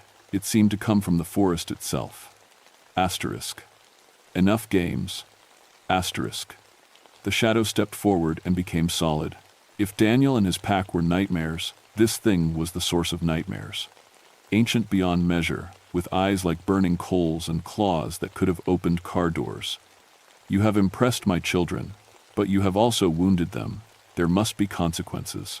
I raised my rifle, knowing it was useless, but refusing to go down without a fight. "Join us willingly, and we will heal your friend. Refuse, and watch him die slowly while we hunt you through these woods until you are too tired to run anymore." I looked down at Carl. Still breathing, but barely. Even if I got him to a hospital in the next hour, he might not make it. Then I looked at Daniel and his pack. Once, they had been good people trying to protect the wilderness they loved. Now they were predators who killed anyone they decided was a threat. Counteroffer, I said. Both the ancient thing and Daniel tilted their heads, curious. Single combat, me against him. I pointed at Daniel. If I win, you let us both go and leave this area. If he wins, you can do whatever you want with us. The ancient thing laughed, a sound like wind through dead leaves. You would challenge my strongest child to single combat? You, who are only human? I'm a soldier. He's a fair killer. Let's see which one is better. Daniel stepped forward, the wounds from my grenade already beginning to heal. I accept. The fight was everything I expected and nothing like what I'd prepared for. Daniel was faster than any human, stronger than anything his size had a right to be, and he healed from injuries that should have dropped him. But he fought like an animal, all instinct and aggression. I fought like a soldier. When he came at me with claws extended, I used his momentum against him, throwing him over my hip into a tree trunk. When he tried to circle around behind me, I kept moving, never letting him get to my back. When he grabbed for my throat, I drove my knee into his solar plexus and felt something crack. The fight lasted maybe 10 minutes. It felt like hours. In the end, it came down to a choice he had to make. He had me pinned against a fallen log, claws at my throat, victory within his grasp. But to finish me, he would have had to kill me, the way an animal kills, quick and savage. Instead, he hesitated. For just a second, the human part of him remembered what it was like to be something other than a predator. That second was enough. I got my combat knife between his ribs and found his heart. As he died, the wolf features faded from his face. For a moment, he looked like Ranger Daniel Morrison again. Young, dedicated, someone who really cared about protecting the wilderness. "Thank you," he whispered. The ancient thing watched its champion die without any visible emotion. Unexpected. Asterisk, it said. Asterisk. But acceptable. You have won the right to leave this territory. But know this, soldier, I am eternal. This forest is mine. Others will come seeking the power I offer, and not all of them will have your discipline. The remaining pack members gathered around Daniel's body. As I watched, their wolf features began to fade as well. Whatever hold the ancient thing had on them was weakening with their leader's death. Our agreement included both of you leaving, I said, nodding toward Carl. Agreements have meaning only between equals. You are still merely human. The thing stepped closer, and I could feel the temperature drop around it. But you have earned my respect. Take your wounded friend and go. Do not return to this part of the forest. And do not speak of what you have seen here. Asterisk. If you do, I will hunt you in the places where you think you are safe. I didn't argue. I picked up Carl and carried him the last mile to my truck. He was unconscious by then, but still breathing. I got him to the hospital in Fairbanks just in time. The official report listed it as a bear attack. The investigation team found the dead hunters and declared it an unfortunate encounter with wildlife. Daniel Morrison's body was discovered 3 miles from the scene and attributed to the same incident. Carl recovered, but he left Alaska the day he got out of the hospital. Before he went, he told me he wasn't going to talk about what really happened. Some things, he said, are better left alone. I went back to my job as a park ranger, but I transferred to a different section of Denali, far from the territory I'd agreed to stay out of. Some promises are worth keeping, even when they're made to monsters. That was 3 years ago. Recently, I've been hearing reports from other rangers, stories about illegal hunters who disappear without a trace, about areas of the forest where the wildlife won't go, about sounds in the night that don't match any known animal. The ancient thing is still out there, still offering power to people who think they can handle it. And judging by the missing person reports, some of them are saying, yes, I keep my transfer paperwork updated and my resignation letter written, because someday something is going to happen in those woods that can't be covered up with talk about bear attacks and unfortunate accidents. When that day comes, they're going to need someone who knows what's really out there, someone who's fought monsters and lived to tell about it, even if nobody believes the telling.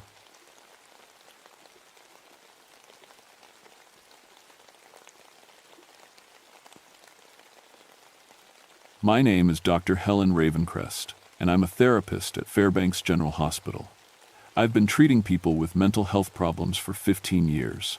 I thought I'd seen everything until I met David Nightshade.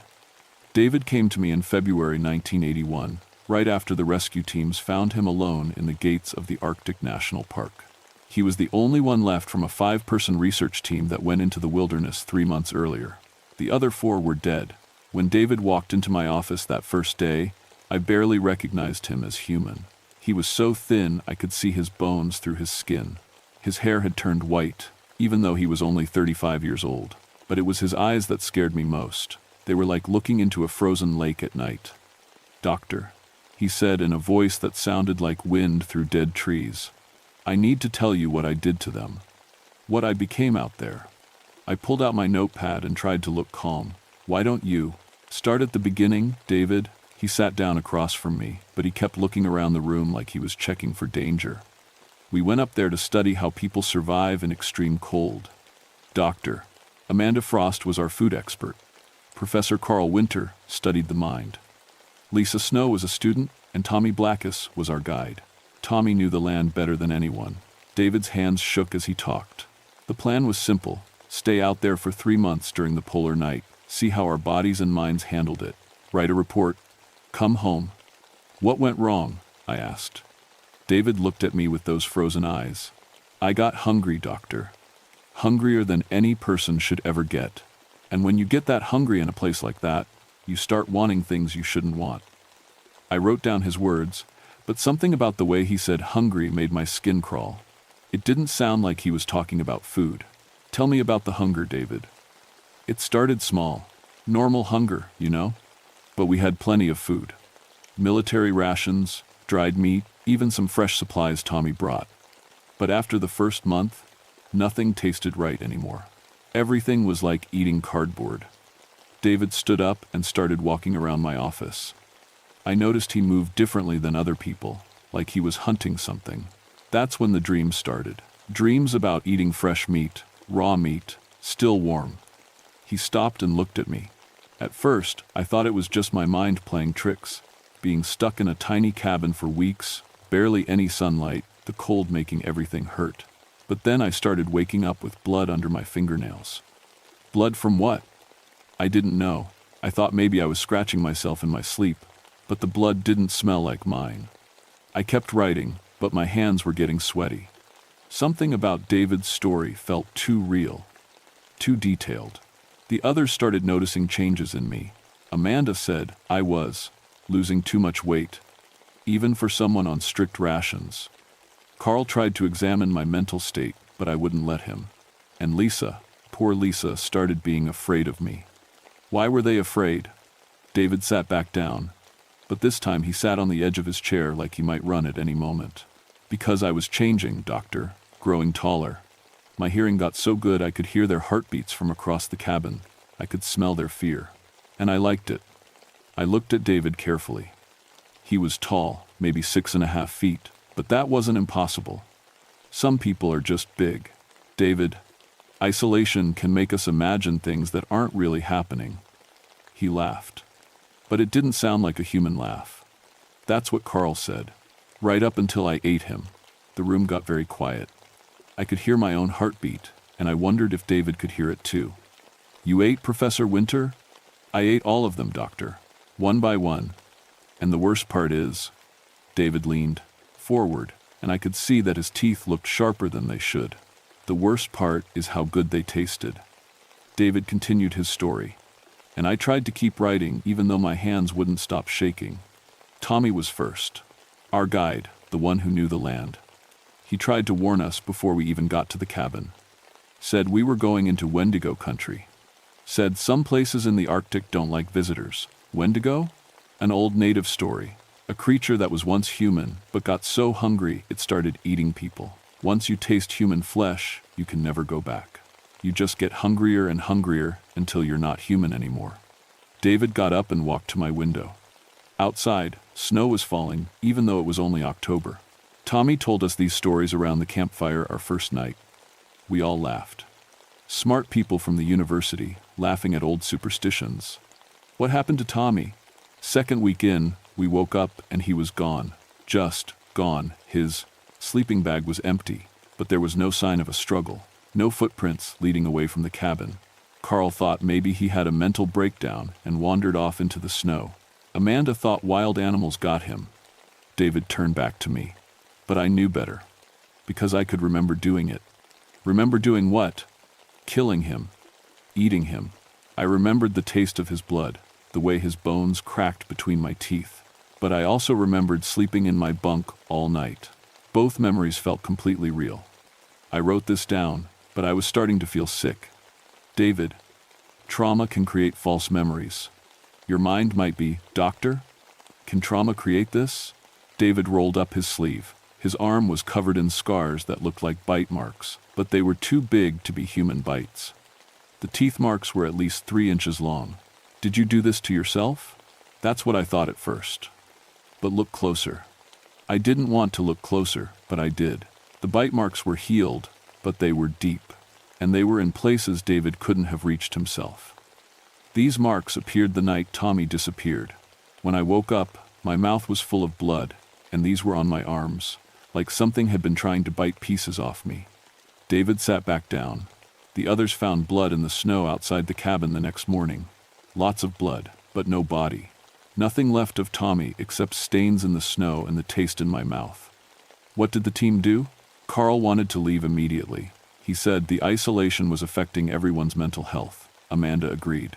But the radio wasn't working anymore, and we were too far from civilization to walk out. We were trapped. David smiled, and I saw that his teeth really were sharper than they should be. That's when I started getting really hungry. Describe the hunger. It wasn't like normal hunger, Doctor. Normal hunger makes you want food. This hunger made me want specific things. I would look at Amanda and think about how tender the meat on her arms would be. I would watch Carl sleep and wonder what his heart would taste like. I put down my pen. David, these thoughts are symptoms of severe psychological stress. The isolation, the cold, the loss of your teammate.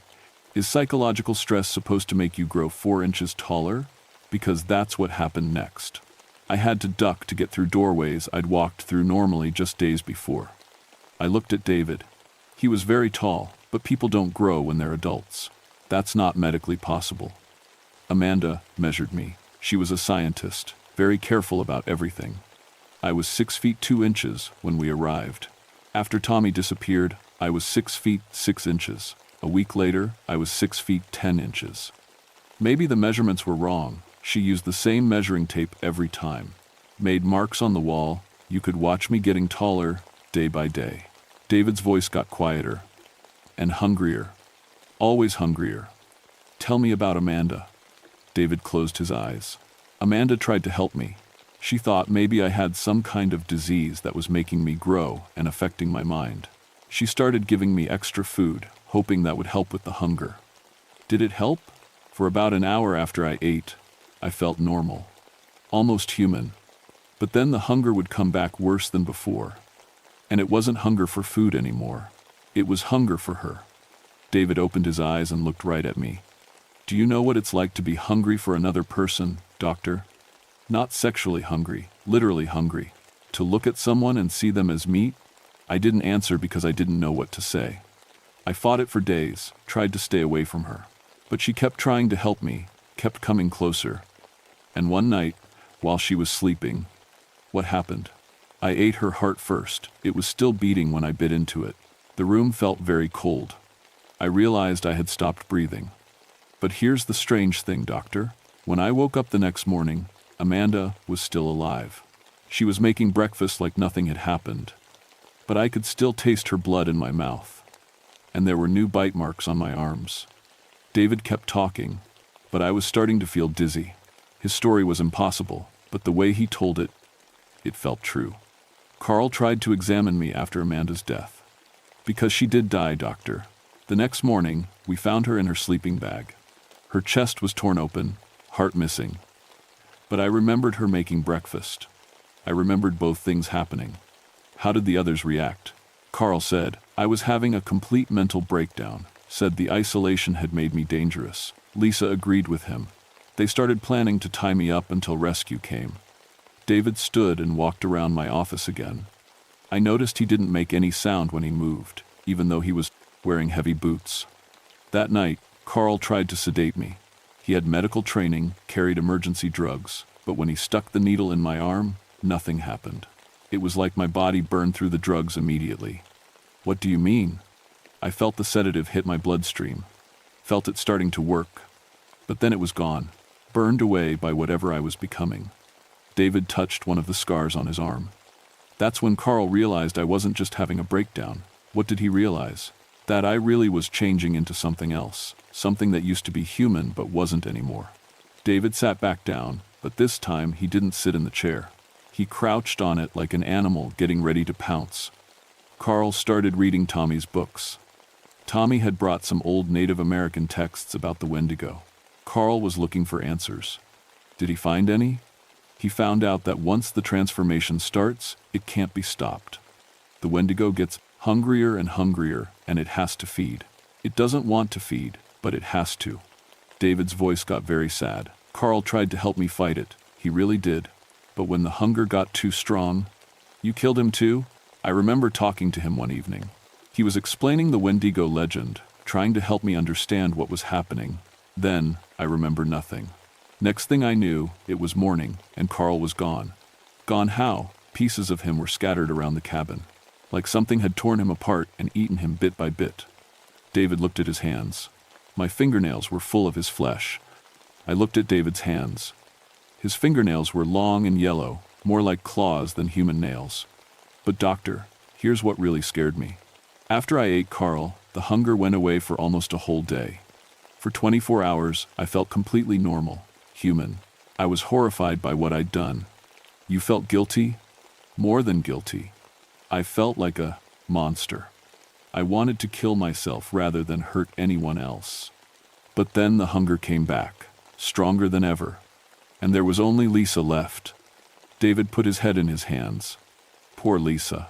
She was just a kid, 22 years old, working on her graduate degree. She didn't deserve what I did to her. What did you do? She tried to run, got the snowmobile started somehow, tried to escape, but I chased her. On foot, I could run faster than the snowmobile could drive through the snow. My legs had gotten longer, stronger. I caught up to her about 2 miles from the cabin. David looked up at me with tears in his eyes. She begged me not to hurt her. Promised she wouldn't tell anyone what happened if I just let her go. But I was so hungry, doctor. So incredibly hungry. David, if this really happened, how are you sitting here talking to me? Shouldn't you still be hungry? David smiled, and his sharp teeth caught the light from my desk lamp. Who says I'm not still hungry, doctor? The room suddenly felt very small. I realized I was alone in my office with someone who believed he was a cannibal monster, someone who might actually be dangerous. David, I think we should call someone, maybe get you admitted to the hospital for observation. That won't help. David stood up, and he seemed even taller than before. 'Cause I'm not crazy, doctor. I really did become something else out there. And now I have to feed again. I reached for my phone, but David was across the room so fast I barely saw him move. He grabbed my wrist with fingers that felt like ice. Don't be afraid, doctor. You're going to help me understand what I am. What I've become. His grip was so strong I couldn't pull away. David, let me go. I can hear your heartbeat, doctor. It's very fast. You smell like fear and something else. Something that makes me hungry. I tried to scream, but no sound came out. But don't worry, David said, softly. I'm not going to hurt you. Not yet. I need you to help me first. He let go of my wrist and sat back down like nothing had happened. Tell me, doctor, in all your years of treating people, have you ever seen anyone like me? I rubbed my wrist where David had grabbed it. There were marks that looked like frostbite, even though we were inside a heated building. David, what you're describing isn't medically possible. People don't transform into monsters. Don't they? David tilted his head like he was listening to something I couldn't hear. What if I told you that right now I can hear 3 heartbeats in the room next door? What if I told you that the orderly who walked by in the hallway 2 minutes ago smells like cigarettes and fear? I hadn't heard any orderly walk by, but then I heard footsteps in the hallway. An orderly appeared at my door. Dr. Ravencrest, is everything okay? I thought I heard. Never mind. Just checking. The orderly left, and I smelled cigarette smoke lingering in the air. How did you know that? Because I'm not human anymore, doctor. I tried to tell you, but you won't believe me. You want to find a scientific explanation for everything. David stood up and walked to my bookshelf. He picked up a heavy medical textbook with one hand and crushed it like paper. Explain that scientifically. I stared at the destroyed book. David, please sit down. Let's talk about this calmly. There's nothing calm about what I am. David's voice was getting deeper, rougher. Do you want to know what really happened to Lisa? I didn't want to know, but I nodded. I caught her about 2 miles from the cabin. She was crying, begging me to let her go. And for a moment, I almost did.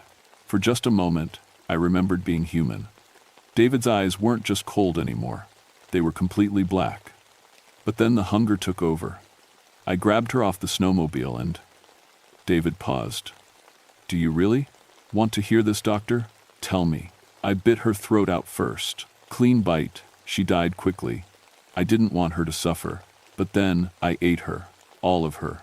Bones and all. It took me 3 hours. I was writing this down, but my hands were shaking so hard I could barely hold the pen.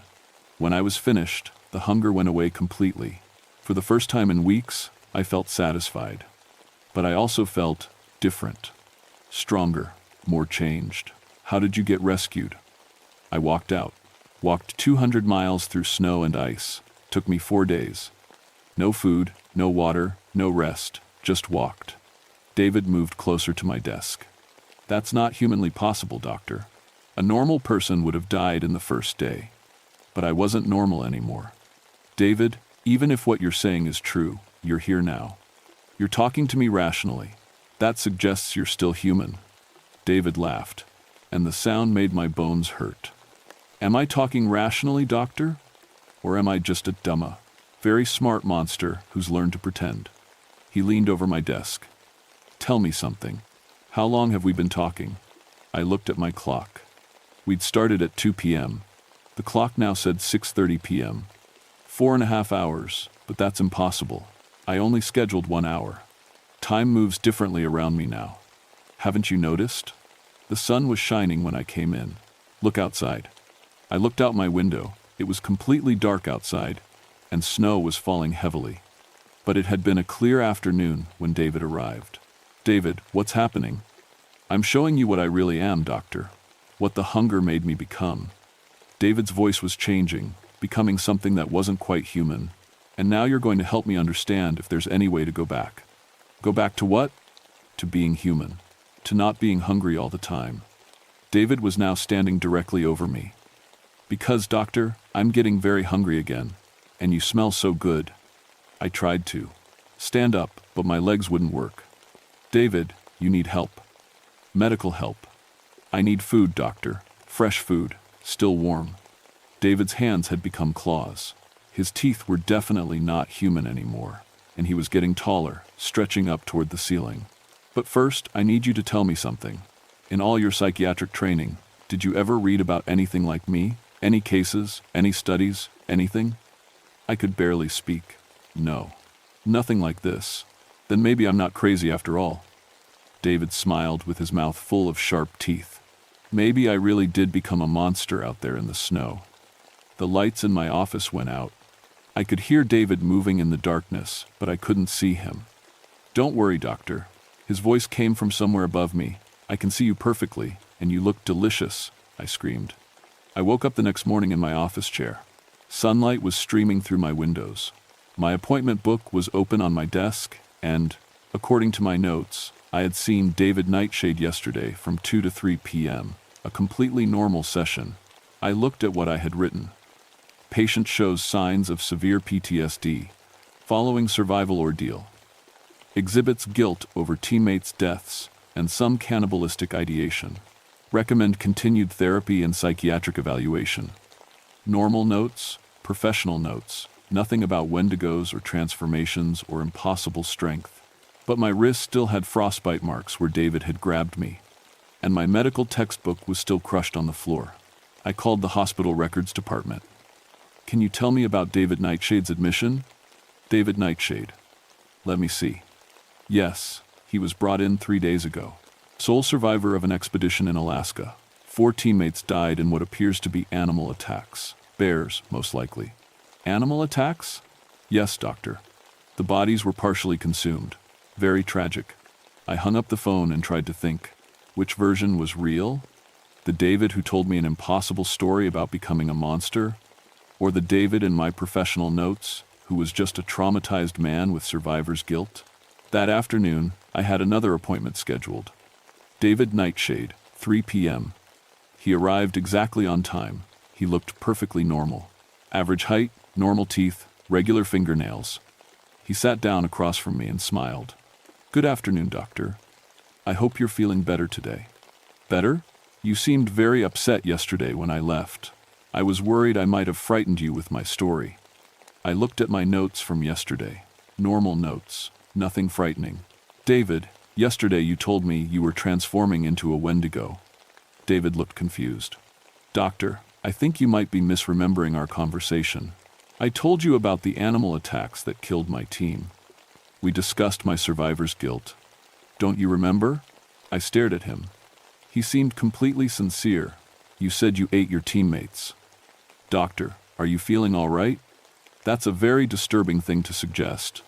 I would never. David looked hurt. My teammates were killed by bears. I barely escaped with my life. I looked at my wrist. The frostbite marks were gone. David, how tall are you? 5'10", same as always. Doctor, I'm concerned about you. You seem confused. I measured him. 5'10" exactly. We finished the session. David scheduled another appointment for next week. He left my office, and I sat there trying to understand what was real. But that night, I had dreams about sharp teeth and black eyes. I dreamed about being very hungry for something I couldn't name, and when I woke up, I found snow on my bedroom floor, even though all my windows were closed. I went to work the next day and checked David's file. The only notes I could find were normal psychiatric evaluations. No mention of monsters or impossible stories. But when I opened my desk drawer, I found something that shouldn't have been there. A piece of paper with writing that wasn't mine. The hunger never goes away, doctor, and soon you'll understand why. Thank you for being so delicious. D.N. I threw the paper away and tried to forget about it. But sometimes, late at night, I get very hungry. Hungrier than any person should ever get. And I find myself looking at people differently, wondering what they might taste like. My colleagues say I've been losing weight, getting taller, that my eyes look strange in certain light. I tell them it's just stress, but deep down, I know the truth. Some hungers, once awakened, can never be satisfied. And some stories, once heard, become real, whether you believe them or not.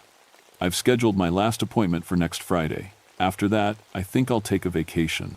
Somewhere cold and remote, where there aren't many people around, just to be safe, because I'm getting very, very hungry. And winter is coming.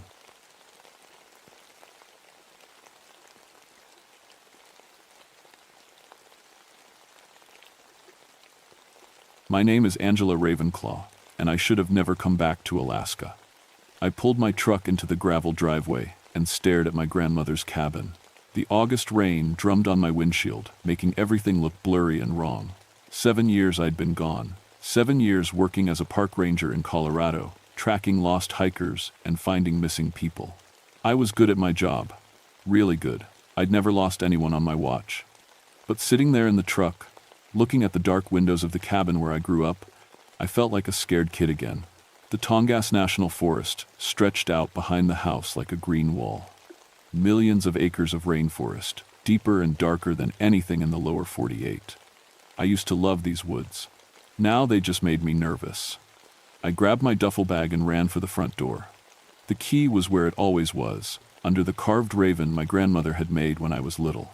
The door creaked when I pushed it open. Everything inside smelled like cedar smoke and old books. "Hello, house," I whispered. It was something I used to do as a kid, stupid maybe, but it felt right. The cabin looked exactly the same. Grandmother's reading chair by the window, her collection of carved animals on the mantelpiece, the old photos of our family covering one whole wall. Most of them showed Tlingit ancestors I'd never met. My parents were there too, young and smiling before the fishing accident that killed them when I was 8. I dropped my bag and walked to the kitchen. Grandmother had left me a note on the table, written in her careful handwriting. Asterisk Angela. You are the last of our line. The forest needs a guardian. Look in the cellar when you're ready. Be careful, child. The old ways are strong here. Asterisk, asterisk. Love, grandmother times. I read it 3 times. Guardian of what? Grandmother had always talked about protecting the forest, but I thought she just meant from pollution and careless campers. My stomach growled. I hadn't eaten since Juneau.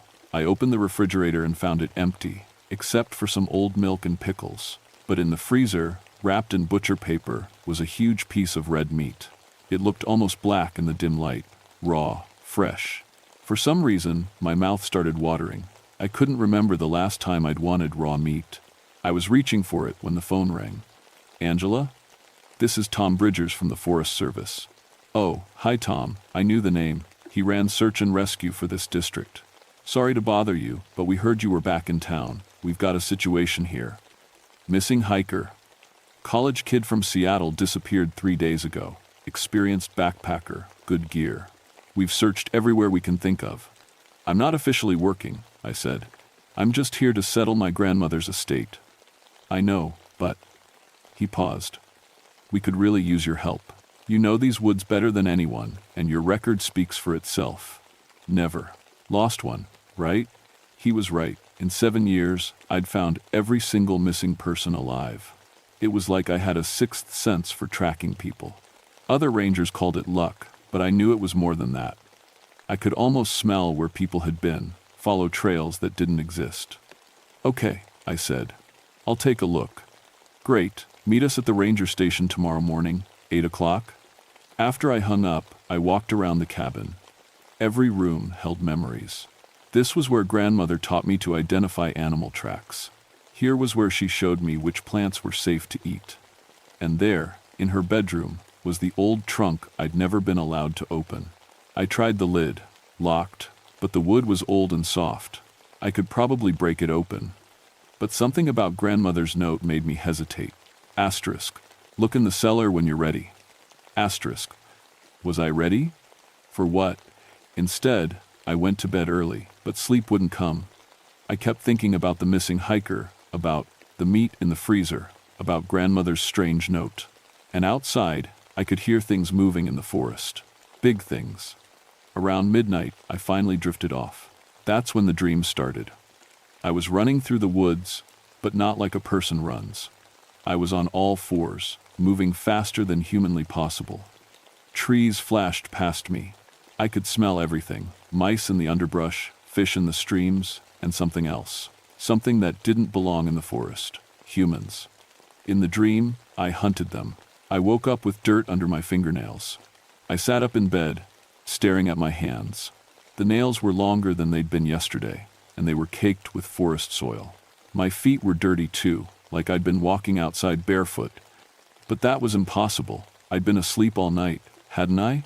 At the ranger station, Tom Bridgers introduced me to the search team. 5 good men and women, all experienced. They'd been combing the forest for 3 days, looking for Jason Hendricks, age 22, last seen heading towards Sacred Grove Trail. Sacred Grove? I asked. That's deep forest. Why would a day hiker go there? He wasn't a day hiker, said Maria Santos, one of the rangers. Kid was doing some kind of research project on old-growth forests. Had permits to camp for a week. Tom spread out a map on the table. We found his base camp here, about 5 miles in. Tent was still set up, food still hanging in the bear bag. But Jason was gone.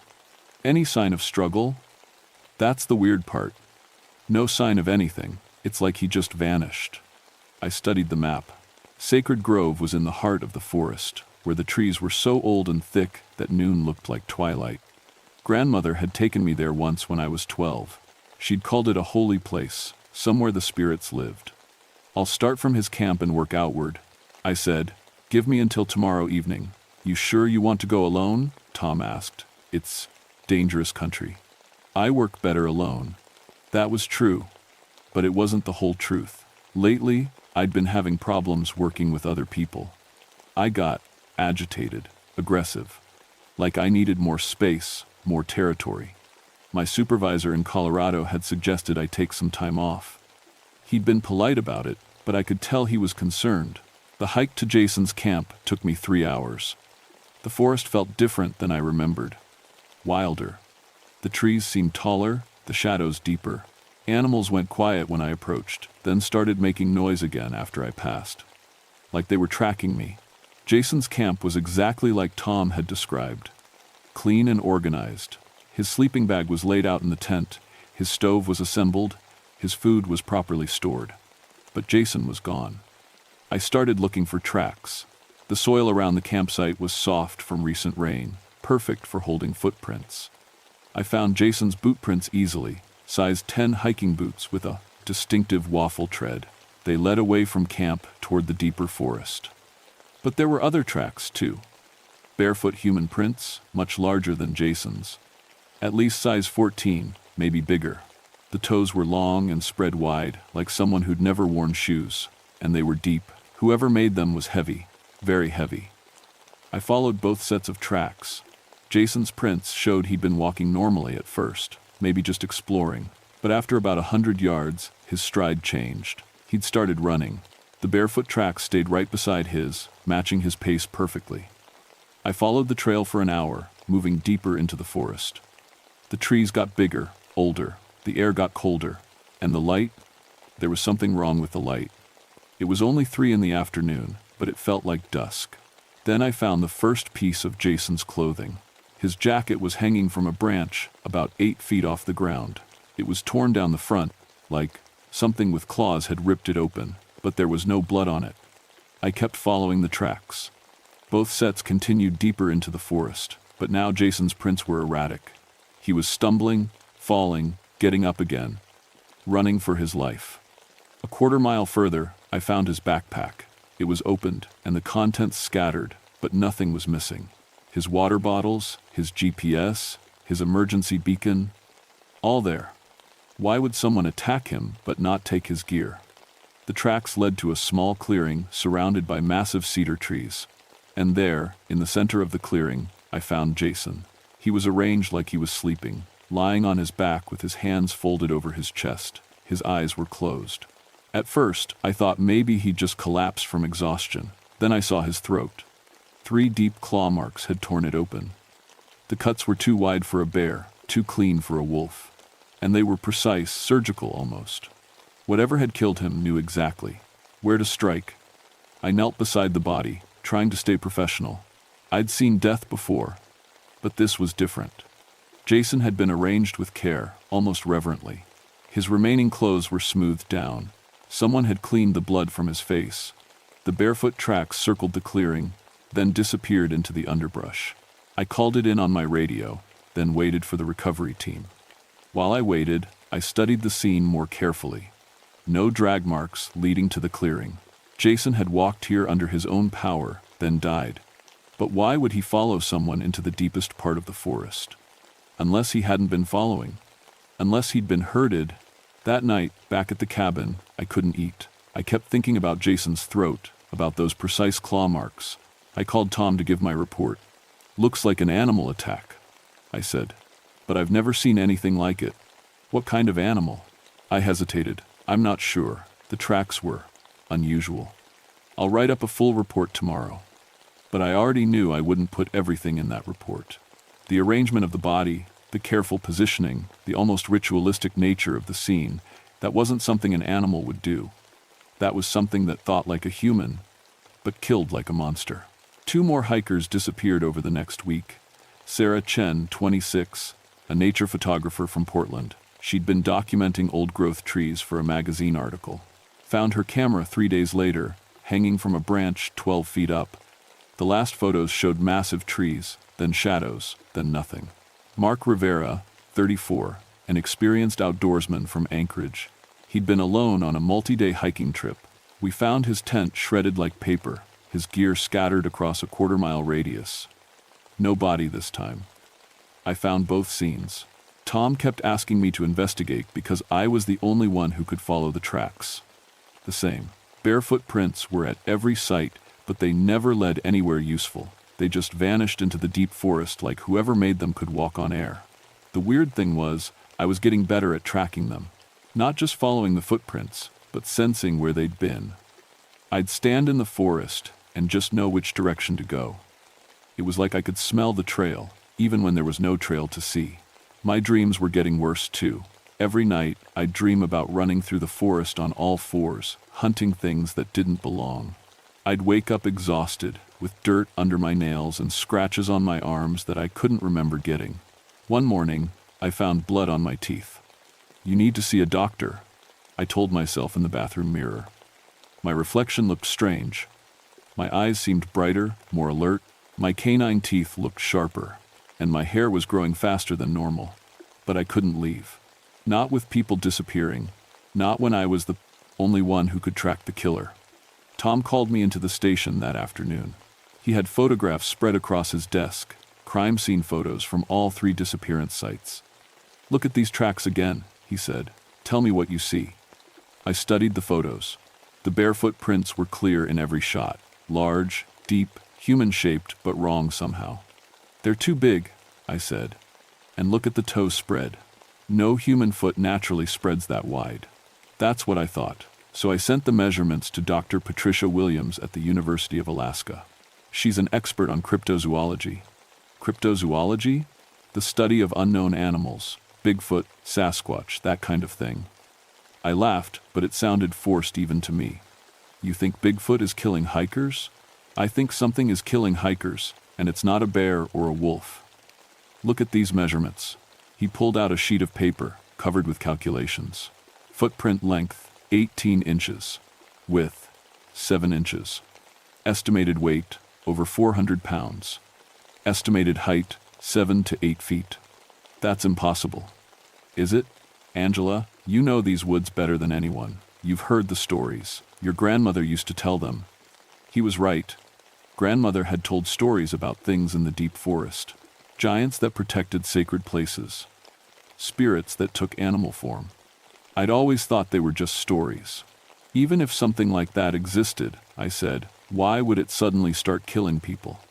These woods have been here for thousands of years. Maybe it's territorial. Maybe something changed recently that made it more aggressive. I thought about that as I drove home. What had changed? The forest looked the same.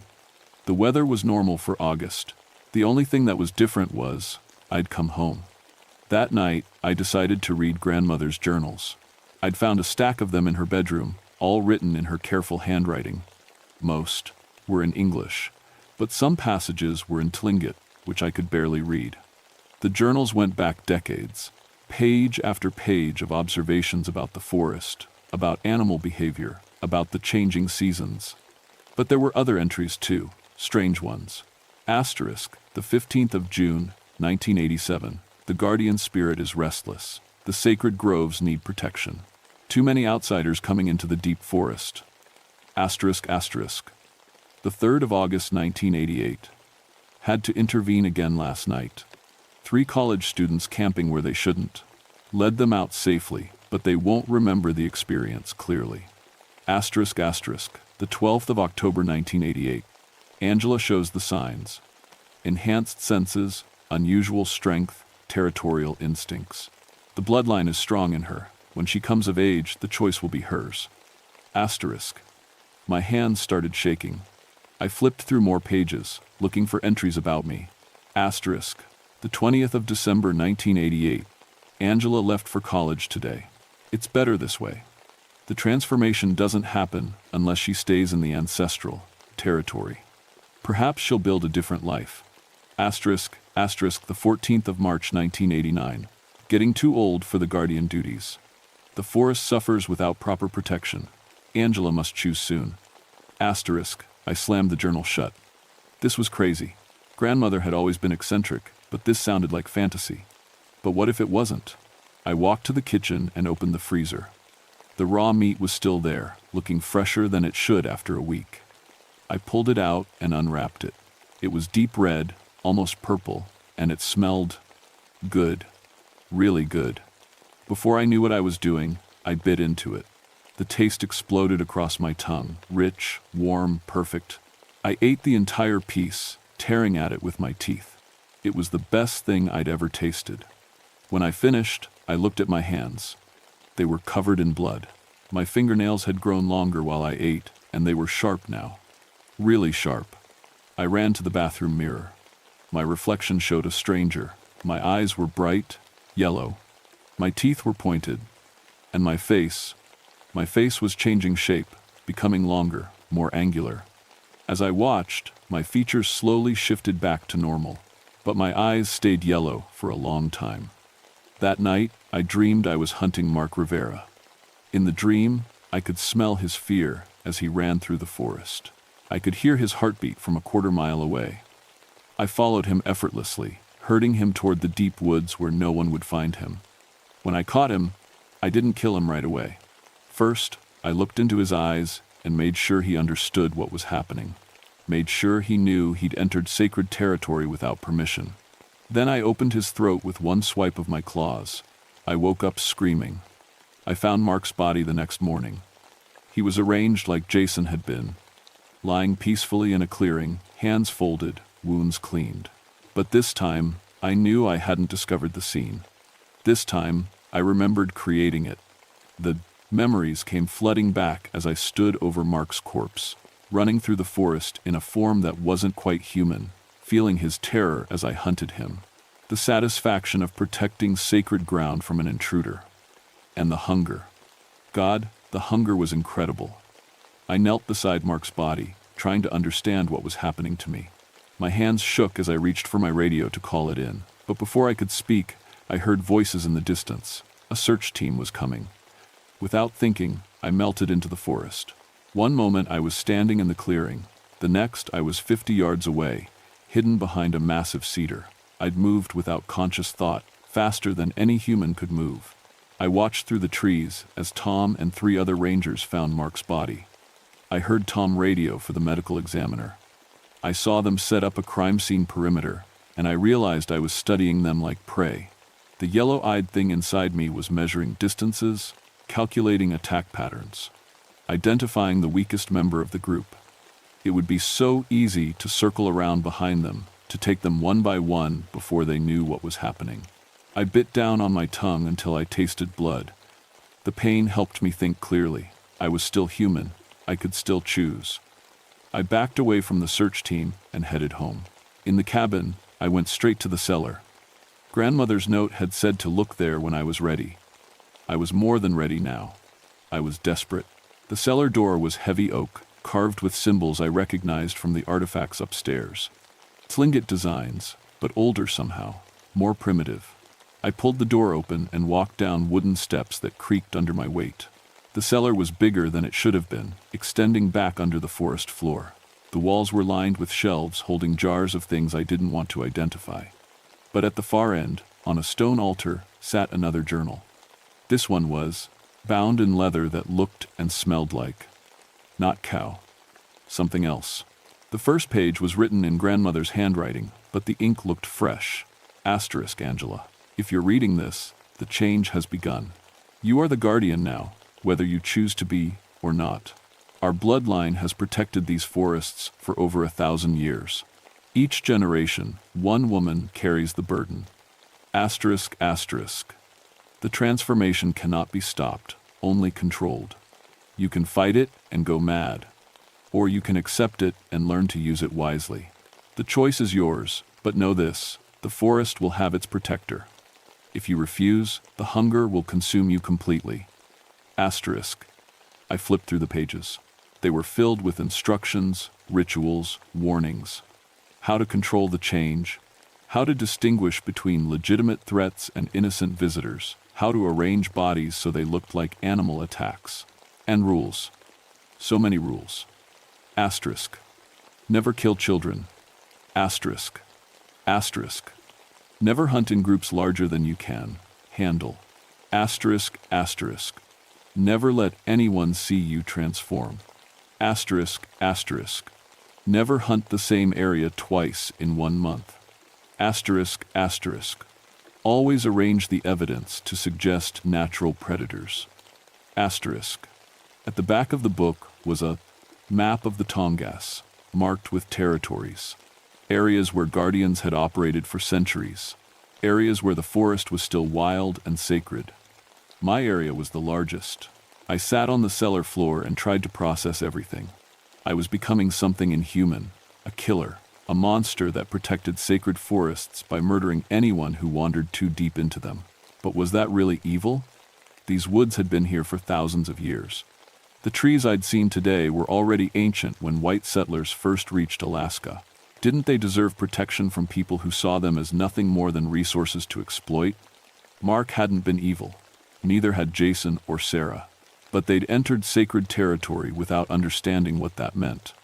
They'd walked carelessly through places where their ancestors were buried, where spirits lived, where the old ways still mattered. I thought about the search teams, stumbling through the forest with their radios and GPS units and modern equipment.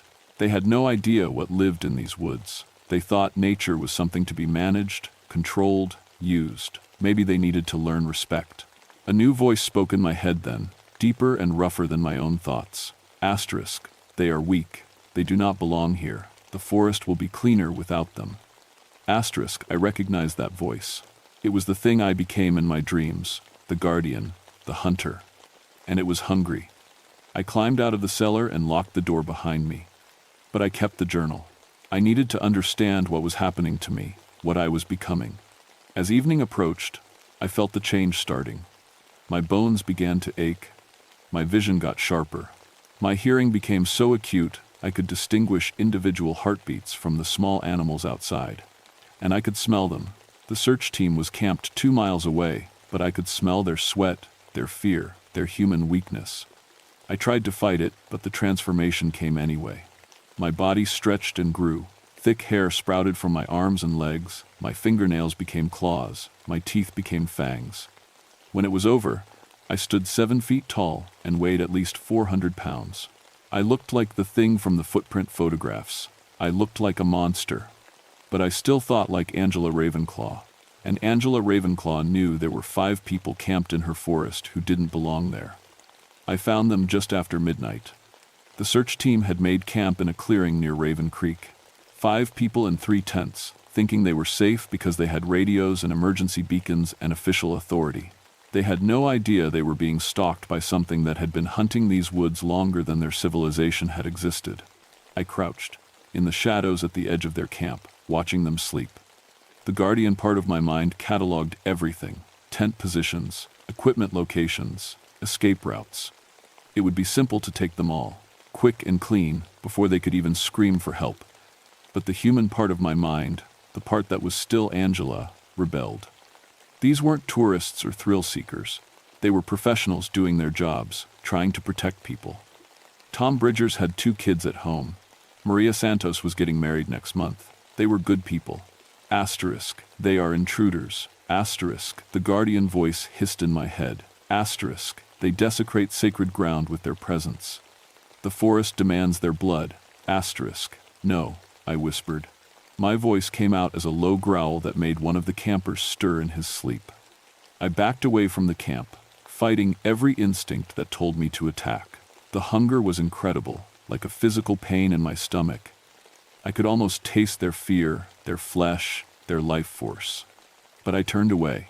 I spent the rest of the night patrolling the forest boundaries, marking my territory in ways that would keep other search teams from getting too close.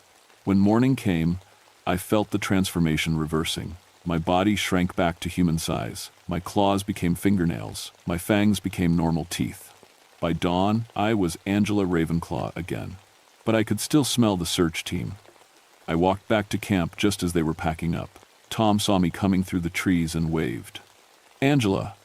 Perfect timing. We were just about to head back. Find anything last night? Some tracks, I lied. But they led to a rock face. Dead end. Well, we recovered Mark's body. Medical examiner says it was definitely an animal attack. Probably a bear. I nodded. That makes sense. I'll keep looking, but maybe you should pull the other search teams back. If there's a rogue bear in the area, we don't want more casualties, Tom agreed. Within an hour, the forest was empty, except for me. I spent the day reading grandmother's journal, learning about my new reality. The transformation would happen every few nights now, whether I wanted it or not. I could learn to control it, to direct the hunger, but I could never stop it completely. I had a choice to make. I could leave Alaska and try to build a normal life somewhere else, but according to the journal, that would only delay the inevitable.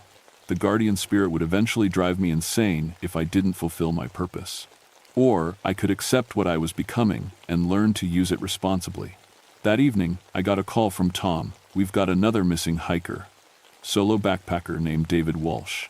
Last seen heading toward the Sacred Grove Trail. I'll handle it, I said. But this time, I wasn't going to search for David Walsh. I was going to hunt him. I found him just as the sun was setting, about 3 miles into the forest. He was young, maybe 25, with expensive gear and an arrogant attitude. I watched him from the shadows as he set up camp in a grove of ancient cedars, sacred trees that had been standing for over 1,000 years. He was playing music from a portable speaker, loud electronic beats that sent birds fleeing and made the forest go silent with fear. Asterisk, desecration, asterisk, the guardian voice whispered. Asterisk, he mocks the sacred places. Asterisk. This time, I agreed. I waited until full dark, then let the transformation begin. As my body changed, my human conscience faded into the background. The guardian took control. David never knew what hit him. I was faster than any human, stronger than any bear. I could see perfectly in the absolute darkness of the forest. He was fumbling with a flashlight when I emerged from the trees. The look on his face was perfect. Pure terror as he realized he was face to face with something that shouldn't exist. I didn't kill him immediately. First, I destroyed his camp, shredding his tent and scattering his gear. I wanted him to understand that his arrogance had consequences. Then I herded him deeper into the forest, letting him run until his lungs burned and his legs gave out. Only when he collapsed in exhaustion did I end it. Quick and clean, like the others. When it was over, I arranged his body carefully and cleaned away the blood. Then I scattered evidence to make it look like a bear attack. By morning, there would be nothing left but another tragic encounter with Alaska's dangerous wildlife. As I walked home through the pre-dawn darkness, I felt something I hadn't felt in weeks. Peace. The hunger was satisfied, the forest was protected, the sacred groves were safe for another night. I was a monster now. But I was a monster with a purpose. Over the following months, I developed a system. I kept my job as a ranger, which gave me access to information about who was entering the forest. Most visitors were harmless. Day hikers, nature photographers, families with children. I let them pass unmolested. But the ones who showed disrespect for sacred places, who littered or vandalized or disturbed wildlife for their own entertainment, those ones disappeared. I became very good at making it look accidental. The Tlingit elders knew what I was, of course. They'd been waiting for a new guardian for years. They didn't speak to me directly. That would have been too dangerous for both of us, but I sometimes found offerings left near the cabin, food, supplies, medicines that helped with the pain of transformation. They understood that some traditions were older than law, older than civilization. They understood that the forest needed a protector. 6 months later, I got a letter from the University of Washington. A professor of environmental studies wanted to bring a group of graduate students to study old-growth ecosystems in the Tongass. 30 students. 3 weeks in the deep forest, camping, in areas that had been sacred for generations. I wrote back immediately, explaining that the area was currently closed due to aggressive wildlife activity. Too dangerous for research groups. But they came anyway. I guess some people just don't listen to warnings. The forest is quieter now. Word has spread through the backpacking community that the Tongass is dangerous, unpredictable. People are more careful about where they camp, more respectful of areas marked as culturally sensitive. I still work as a ranger during the day, helping lost hikers and maintaining trails. But at night, when the moon is dark and the forest calls to me, I become something else. I become the thing that keeps the balance. The thing that ensures some places remain wild. My name is Angela Ravenclaw, and I am the guardian of the Tongass National Forest. I protect sacred places from those who would destroy them. I preserve the old ways in a world that has forgotten them. Some might call me a monster. But the forest knows better. The forest knows I am exactly what it needs.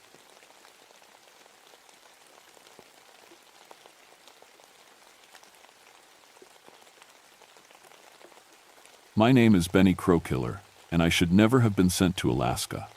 3 months ago, I was a park ranger in the Florida Everglades, where the biggest worry was tourists getting too close to alligators. Then I made what my supervisor called the mistake of the century. I accidentally released 23 endangered Florida panthers into a crowded campground during spring break.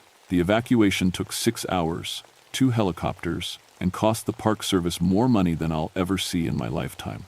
So here I was, driving a beaten-up ranger truck through the middle of nowhere in Wrangell Street, Elias National Park, Alaska, in November. The snow was already 3 feet deep, and I was wearing summer gear because nobody told me how cold it gets up here. My breath made little clouds in the truck cab, and I could barely feel my fingers on the steering wheel. The radio crackled to life. "Crowkiller, you there?" It was my new boss, Supervisor Harris, calling from the warm office. "Back in town." "Yeah, I'm here," I said, trying not to let my teeth chatter into the microphone. "About 20 miles from the hunting lodge." "Good. Remember, this should be simple. Just a wolf pack causing trouble. Scare them off, file a report, and get back. Don't mess this one up, Benny. Don't mess this one up." That's what everyone kept telling me. Like, I plan to mess things up in Florida. Who expects panthers to be that good at opening cage doors? The hunting lodge sat in a valley surrounded by tall pine trees that looked like black fingers against the gray sky. Smoke came from the chimney, which was good because it meant people were still alive in there.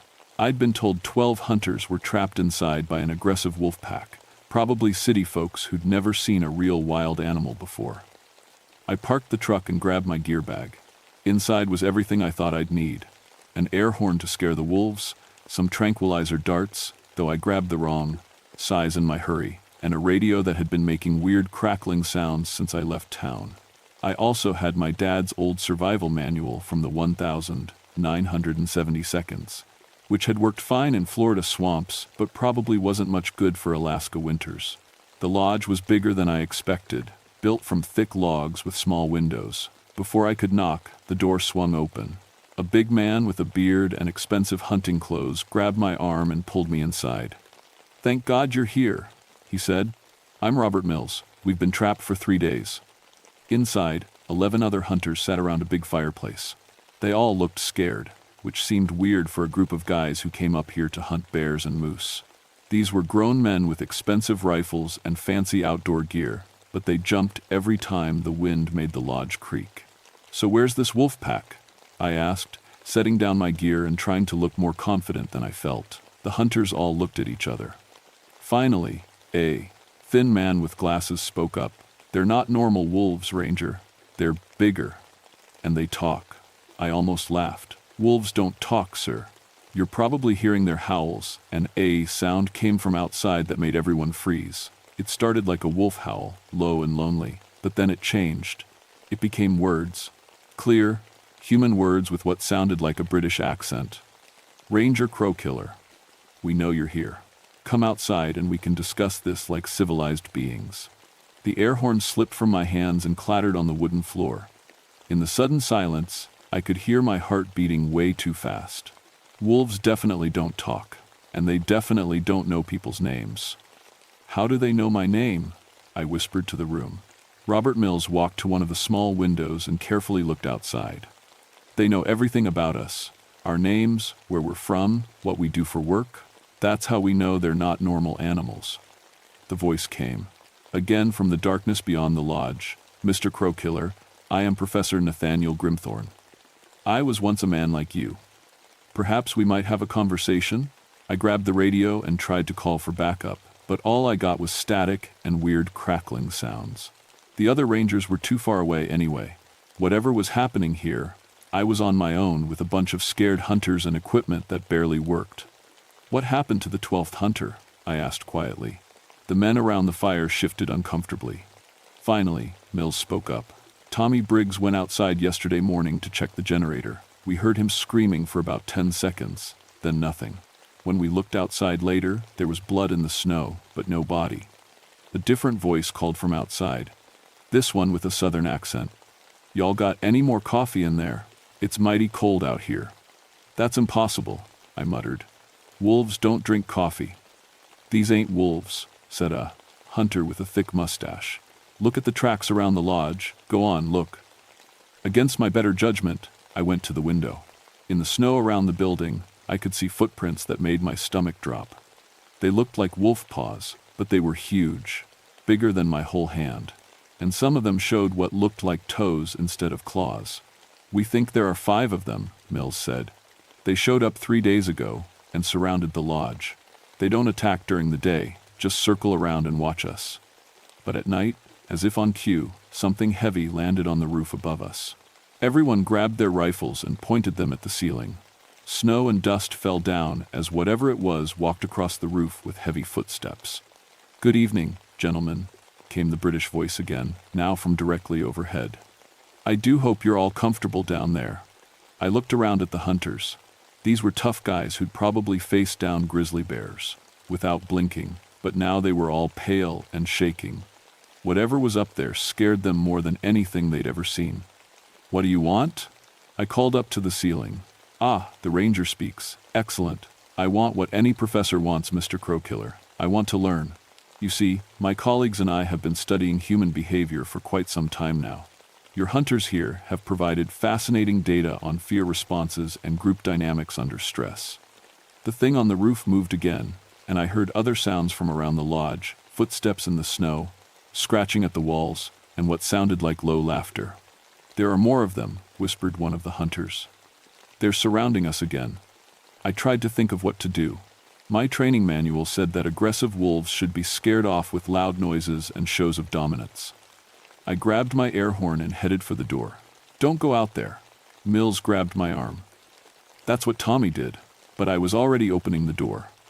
I stepped onto the porch, raised the air horn, and gave it a long, loud blast that echoed through the valley. The sound that came back made me wish I'd stayed in Florida with the alligators. 5 shapes moved out of the tree line and walked toward the lodge. In the moonlight, I could see they weren't wolves at all. They stood upright like men, but they were covered in dark fur and had long snouts full of teeth. Their eyes reflected the light like a dog's, but there was something human in them. Intelligence and humor that animals don't have. The biggest one, who had to be Professor Grimthorne, stopped about 20 feet from the porch. He was wearing the torn remains of what looked like a tweed jacket. "Ingenious strategy, Mr. Crowkiller," he said in that cultured British accent. "Use loud noise to attract all of us at once. Most prey animals try to hide or run. You've brought us all together for a proper introduction." I still had the air horn in my hand, but it suddenly seemed like a very stupid idea. These things were bigger than bears and talked like college professors. What exactly was I supposed to do now? "What are you?" I managed to ask. Professor Grimthorne smiled, showing way too many sharp teeth. "We are what you might call evolved beings, Mr. Crowkiller. Enhanced, improved. We retain all of our human intelligence and knowledge, but we've gained so much more." One of the other creatures laughed. "Tell him about the hunt, Professor." "Ah, yes, the hunt. You see, we've grown rather bored with ordinary prey. Deer and elk require no strategy, no planning, but humans present a challenge worthy of our abilities." I backed toward the lodge door, but I could hear the hunters inside arguing about whether to let me back in. "We've been having such fun with your friends here," Grimthorne continued. 3 days of psychological pressure, and already they've begun to turn on each other. Quite fascinating, really. That's when I made my second mistake of the evening. I tried to slam the door and run inside, but I tripped over my own feet and fell backward off the porch into the snow. The air horn flew out of my hands and landed somewhere in the darkness. The creatures all laughed, like this was the funniest thing they'd ever seen. I scrambled to my feet, covered in snow, and feeling like an idiot. The 5 creatures were still laughing at me, which was probably the most embarrassing moment of my life. Even the monsters thought I was a joke. "Oh my," Professor Grimthorne said, wiping what looked like a tear from his eye. "That was unexpected. Most humans either freeze in terror or attempt some form of tactical retreat. You simply fell down." The hunters had opened the door and were pulling me back inside the lodge. Once they got the door barred again, they all started yelling at me. "What were you thinking going out there? You could have gotten us all killed. Those things are smart. They're studying us." I sat by the fire, trying to get warm and figure out what had just happened. Nothing in my training had prepared me for talking wolf monsters that used to be college professors. My survival manual had a whole chapter on wolf behavior, but it didn't mention anything about creatures that quoted Shakespeare and wore the remains of academic clothing. "Tell me everything from the beginning," I said to Mills. He sat down across from me, his rifle still in his hands. "We came up here for a hunting trip, booked the lodge for a week. Everything was normal the first few days. We got a couple of deer, saw some moose tracks. Then, 3 nights ago, Tommy heard something outside, around midnight." "What kind of something?" "Voices. People talking outside the lodge. But when he looked out the window, there was nobody there. Just those tracks in the snow." Another hunter, a young guy who looked like he was about my due age, spoke up. "The next morning, we found our supplies had been moved around. Someone had gone through our food and organized it, but not like a bear would do. They'd sorted everything by type and stacked it neatly. That's when we knew something weird was going on," Mills continued. "Animals don't organize things, but we figured it was just someone playing a prank on us." "Then they started talking to us," the young hunter said. "The second night, they told us their names and what they used to do for work. Professor Grimthorne was a teacher at Oxford University in England.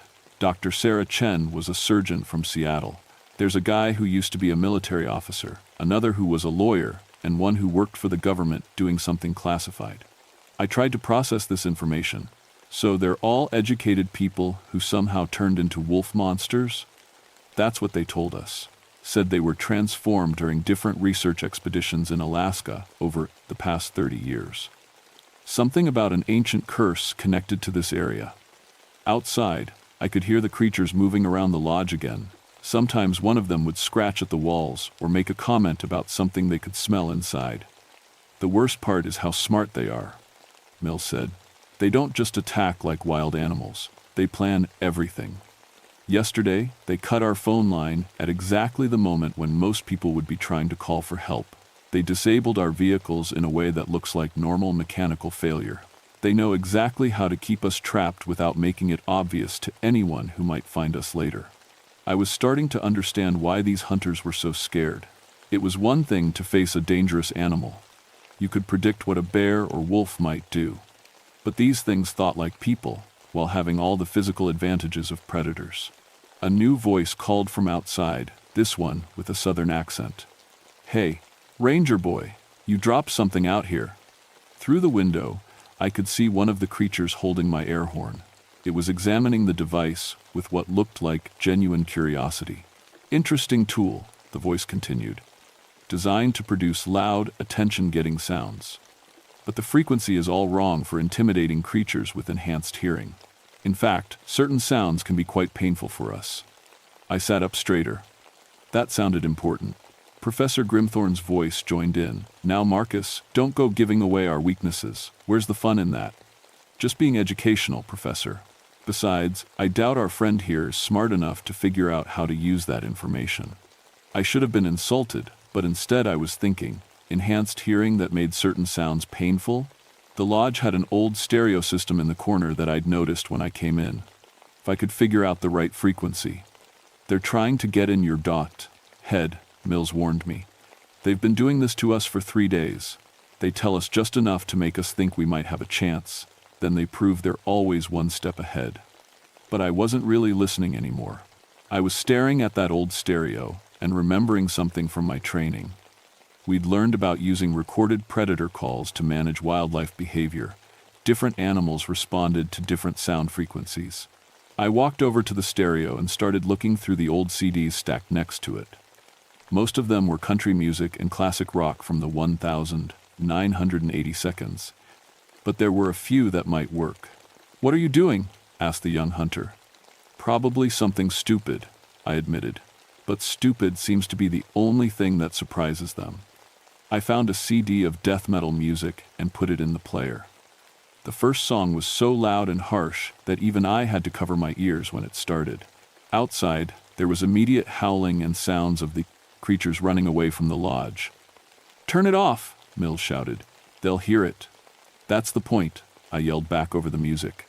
For the first time in 3 days, the area around the lodge was quiet except for the music. The creatures had retreated back into the trees. But I knew they'd be back, probably with a plan to deal with the sound. "Nice work, Ranger," Mills said when I finally turned off the music. "But what do we do when they figure out how to disable the power?" I looked around at the 11 scared hunters and realized I had no idea. I'd accidentally found something that worked, but these creatures were too smart to fall for the same trick twice. That's when the lights went out. In the darkness, I could hear Professor Grimthorne laughing outside. "Well played, Mr. Crowkiller." His voice carried through the walls. That was genuinely unpleasant. But as you can see, we adapt quickly to new challenges. Someone found a flashlight, and another hunter lit some emergency candles. In the flickering light, everyone looked even more scared than before. "They cut the power lines," Mills said grimly. "The generator's probably next." As if they'd heard him, the sound of the backup generator outside sputtered and died. Now our only light came from the fire and a few candles. "Gentlemen," Professor Grimthorne called out, "I believe it's time we concluded this little experiment. You've provided excellent data on human stress responses and group dynamics under pressure. But the research phase is over." I heard movement outside, not just footsteps, but what sounded like them positioning themselves around the lodge for an attack. "Mr. Crowkiller," the professor continued, "I'm particularly interested in you. Your responses have been unique. Most humans in your situation would either panic or attempt some form of organized defense. Instead, you seem to stumble randomly from one accident to another, yet somehow achieve unexpected results. It's quite fascinating." One of the creatures scratched at the door, and I could see the wood starting to splinter. These things were strong enough to break through if they wanted to. "I have a proposition for you," Grimthorne said. "Join us willingly, and I'll make the transformation quick and painless. You'll retain your human memories and intelligence, but gain strength, speed, and senses beyond anything you can imagine. Think of it as an academic upgrade." "What about the others?" I called back. "Oh, they've served their purpose. Their data has been collected. But you represent something new. A form of intelligence I've never encountered before." The scratching at the door got louder. Around the room, the hunters were checking their weapons. But I could tell they'd mostly given up hope.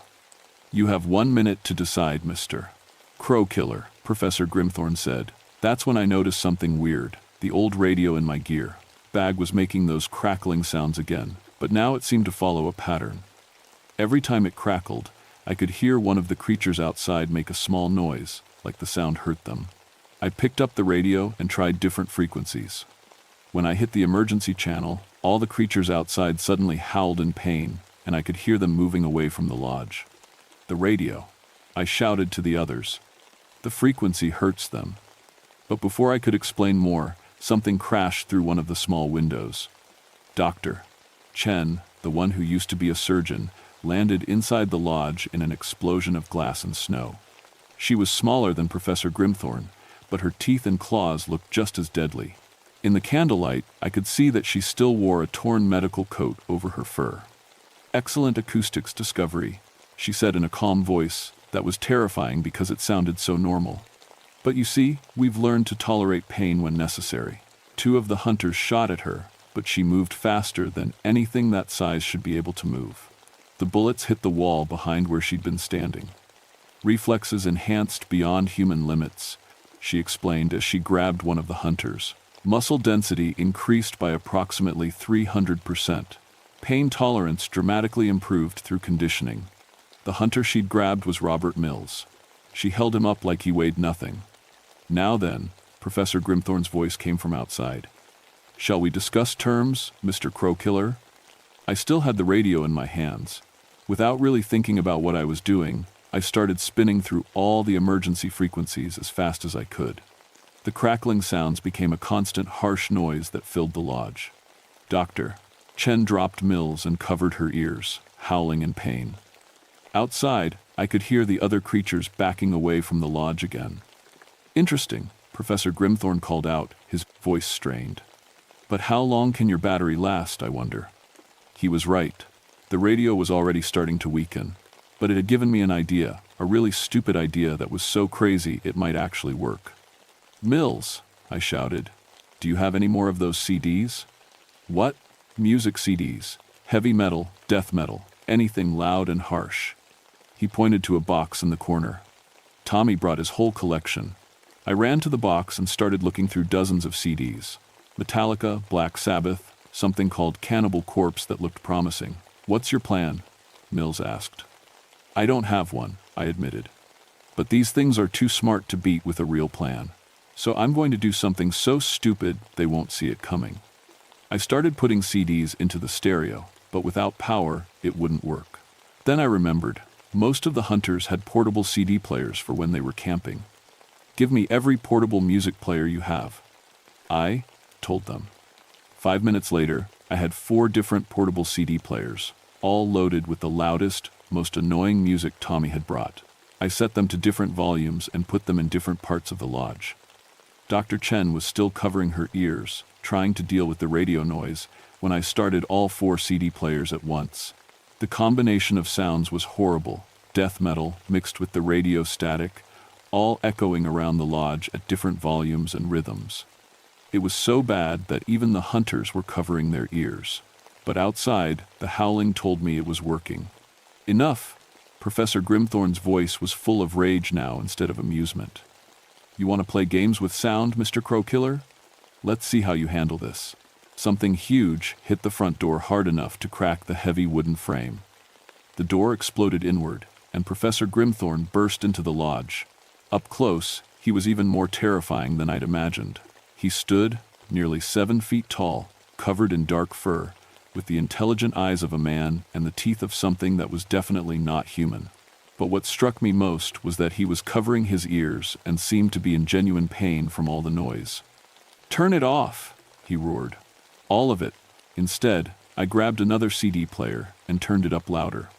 The combination of death metal, radio static, and whatever horrible music Tommy had collected was now so loud that it hurt my own ears. Professor Grimthorne staggered toward me, but the sound was affecting his balance. Dr. Chen had collapsed completely, curled up in a ball with her hands over her ears. "You don't understand what you're dealing with," Grimthorne shouted over the noise. "We are the products of advanced research. We represent the future of human evolution." "No," I shouted back. "You're just really smart wolves who are sensitive to loud noises." I don't know why I said that. It just popped out of my mouth. But Professor Grimthorne stopped moving toward me and stared. "Smart wolves?" he repeated. "Yeah, you think you're all sophisticated with your British accent and your fancy words, but you're just animals that learn to talk." This was possibly the stupidest thing I'd ever said to anything, but Professor Grimthorne looked like I'd slapped him. "I have a PhD from Oxford University," he snarled. "I've published over 40 papers on anthropological linguistics. I am not a smart wolf." "Then how come you can't figure out how to turn off a bunch of CD players?" I asked. For a moment, Professor Grimthorne looked genuinely confused. He stared at the CD players like he was seeing them for the first time. That's when I realized something important. These creatures were so smart, they thought there had to be some complicated solution to everything.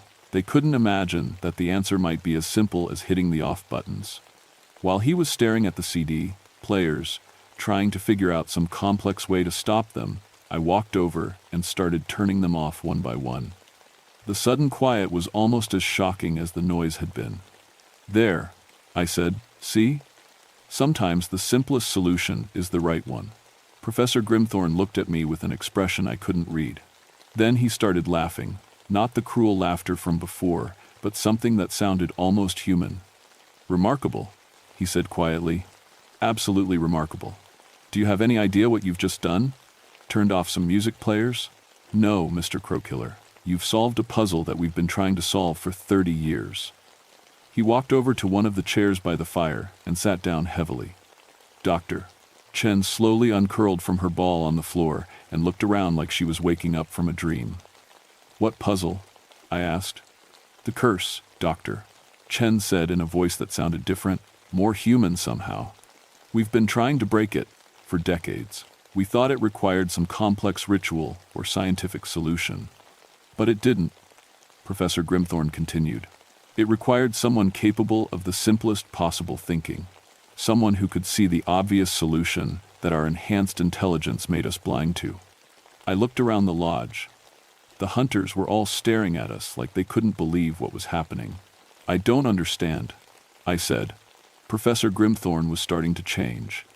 His fur was getting shorter, his face was becoming more human, and when he spoke again, his voice sounded different.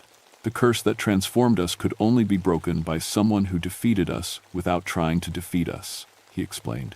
"Someone who solved our puzzle by not trying to solve it. Someone who succeeded by failing so completely that success became the only option." Dr. Chen was changing too. Her claws were shrinking back into normal fingernails, and her torn medical coat was somehow mending itself. "We spent 30 years using our enhanced intelligence to find a cure," she said. "But the answer required normal human stupidity, the kind of obvious solution that only someone like you would stumble into." Around the lodge, the other 3 creatures were coming inside. They were all changing back into human form, looking confused and amazed. "So, what happens now?" I asked. Professor Grimthorne, who now looked like a regular man in his 50s, wearing a somewhat tattered tweed jacket, smiled at me. "Now, Mr. Crowkiller, you file a report about successfully relocating a troublesome wolf pack using innovative audio deterrent techniques. The hunters here will back up your story, and 5 people who have been missing for decades will quietly return to their lives with a remarkable story that no one will ever believe." "What about you?" Mills asked. "What will you do now?" Dr. Chen, now a normal-looking woman in a medical coat that was no longer torn, answered. "We'll find ways to use what we learned during our time as enhanced beings. Professor Grimthorne's research on human behavior under extreme conditions will be invaluable. My understanding of pain tolerance and physical limits will advance medical science. We'll find positive ways to apply our experiences." 3 weeks later, I was sitting in Supervisor Harris's office, receiving a commendation for innovative wildlife management techniques. "I have to admit, Crowkiller, I'm impressed," he said. "Whatever you did up there, it worked. No more reports of aggressive wolves in that area. The hunting party gave you glowing reviews. Said you saved their lives." "Just doing my job, sir." "Well, keep it up. I'm transferring you to an even more remote posting. There have been some unusual reports from the North Sector. Something about strange lights and missing hikers. Sounds like a job for our new expert in unusual predator situations." I nodded and tried to look confident.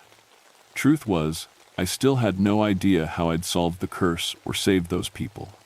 But apparently, sometimes being completely clueless was exactly the right qualification for the job. As I left the office, I thought about Professor Grimthorne's final words to me. "Sometimes, Mr. Crowkiller, the best defense against intelligence is perfect stupidity. You've proven there's genuine genius in being completely clueless." I wasn't sure if that was a compliment or an insult, but either way, it seemed to be working for me. 3 days later, I was driving toward another remote lodge where hikers had reported seeing strange lights in the sky. The radio crackled to life with reports of something unusual, and I couldn't help but smile.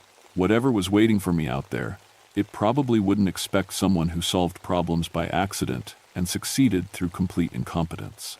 And somehow, that made me feel like maybe I was exactly the right person for the job after all.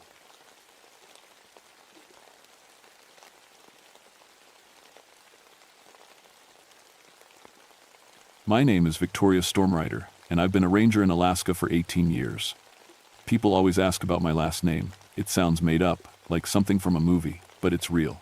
My grandfather was half Inuit, and that's what his people called him when he guided hunters through the worst storms anyone had ever seen. I wish I had his gift right now. I'm sitting in Ranger Station Echo 7, the most remote outpost in the Arctic National Wildlife Refuge. It's March 1997, and I'm supposed to be here for another 6 weeks, studying polar bear dens. The bears come here to have their babies, and with all the talk about climate change, we need to know how the warming weather affects them. The station is small, just 2 rooms with thick walls and triple-pane windows. I have a radio, a generator, enough food for 2 months, and a rifle I've never had to use. The nearest human being is 400 miles away. When the weather's good, a plane brings supplies once a month. When the weather's bad, which is most of the time, I'm completely alone. I love it out here. Most people think I'm crazy. But the silence is like medicine. No cars, no phones ringing, no people asking me to do things I don't want to do. Just me, the ice, and the bears. The bears are why I'm here. I've studied them my whole career, and I understand them better than I understand most people. They're smart. Smarter than people give them credit for. They remember things, they plan ahead, they have personalities, just like dogs or cats. But something's been different this year. It started 3 days ago. I was checking the den sites about 2 miles north of the station. That's when I saw the tracks. Polar bear tracks aren't unusual. That's the whole point of being here. But these tracks were wrong somehow. First, there were too many of them. I counted at least 30 different sets, all heading in the same direction. Polar bears don't travel in groups like that. They're loners, especially the males. They only come together to mate, and this isn't mating season. Second, the tracks were too organized. They weren't wandering around looking for food or following scent trails. They were walking in straight lines, like soldiers marching. The largest set of tracks was in front, and the others followed behind in neat rows. I've seen thousands of bear tracks in my life. I've never seen anything like this. I followed the tracks for about half a mile before they disappeared onto a stretch of hard-packed snow where the wind had blown everything smooth. But the direction they were heading worried me. They were going toward my station. That night, I radioed my supervisor in Fairbanks. I told him about the tracks, but I tried to sound casual. The last thing I wanted was for him to think I was going crazy from isolation. That happens to people out here sometimes. They start seeing things that aren't there, or they imagine patterns where there aren't any. Probably just a family group moving to better hunting, he said through the static. Keep an eye on it, but don't worry too much. Bears avoid humans when they can. He was right, of course. In all my years working with polar bears, I'd only had a few close encounters. They're curious about humans, but they're not usually aggressive, unless they're protecting cubs or they're really hungry. But that second night, I heard something that made me question everything I knew about polar bear behavior. I was getting ready for bed when I heard a sound outside. It was low and deep, like a bear calling to its cubs. But there was something different about it. It lasted too long, and it had a pattern to it, almost like someone was trying to talk. I went to the window and looked out. The moon was full, and the snow reflected the light like a mirror. I could see for miles in every direction. There was nothing out there. But the sound came again. This time, it seemed to come from multiple directions at once, different voices, all making the same strange call. I stood at the window for an hour, listening. The calls continued, always from different spots around the station. Sometimes they seemed to answer each other, like they were having a conversation. Bears don't have conversations, do they? The next morning, I found them. I stepped outside to check the weather equipment, and there they were, 7 polar bears, sitting in a perfect circle about 50 yards from my station, not lying down the way bears usually rest. Sitting upright, like dogs waiting for their master to come home, they were all looking at me. I froze. In all my years studying bears, I'd never seen behavior like this. Polar bears don't sit in circles, they don't coordinate their movements, and they definitely don't stare at humans like they're trying to figure something out. The largest bear was directly in front of me. He was huge, probably 12 feet tall if he stood up, with scars across his face that told the story of many fights. His black eyes were fixed on mine, and I had the strangest feeling that he was thinking about something. I backed slowly toward the door. I knew not to run or make sudden movements. But as I moved, the large bear tilted his head slightly, like he was curious about what I would do next. The other bears did the same thing. All of them. At exactly the same time. I made it inside and locked the door, though I knew that wouldn't stop a determined bear. My hands were shaking as I grabbed the radio. Base, this is Echo 7. I have a situation here. Go ahead, Victoria. What's your status? I have 7 polar bears outside my station. They're not acting normal. They're organized somehow. Static crackled for a few seconds. Did you say organized? They're sitting in a circle, watching the station. They've been there for at least an hour. Bears don't do this. Are you safe? Do you need evacuation? I looked out the window again. The bears hadn't moved. They were still sitting, still watching. I don't know. They haven't tried to get closer, but something's wrong here. This isn't normal bear behavior. Sit tight. We'll monitor your frequency. Call if the situation changes." I spent the rest of the day watching them through the windows. They didn't move, except to shift positions slightly every few hours. They didn't hunt, didn't wander off to look for food, didn't do any of the things bears are supposed to do. They just watched. As the sun set, I saw more shapes moving across the ice in the distance. More bears, coming from all directions. By midnight, there were at least 20 of them arranged in wider circles around the station. I tried to radio base again, but all I got was static. Either the equipment was malfunctioning, or something was interfering with the signal. I didn't sleep that night. Every time I dozed off, I heard the calling again. Those low, organized sounds that were almost like language. They seemed to be coming from right outside the walls now. Around 3 in the morning, something hit the side of the station. Not hard enough to break anything, but hard enough to shake the building. Then something else hit the other side. I grabbed my rifle and went to the window. In the moonlight, I saw one of the bears standing on his hind legs, pressing his paws against the wall. He was feeling along the surface, like he was looking for something. He was looking for a way in. I tapped on the glass with the rifle barrel. The bear stopped and looked directly at me. For a moment, we stared at each other through the window. Then he dropped back down to all fours and walked away. But he didn't go far. He joined the others in their circle, and they all resumed their watch.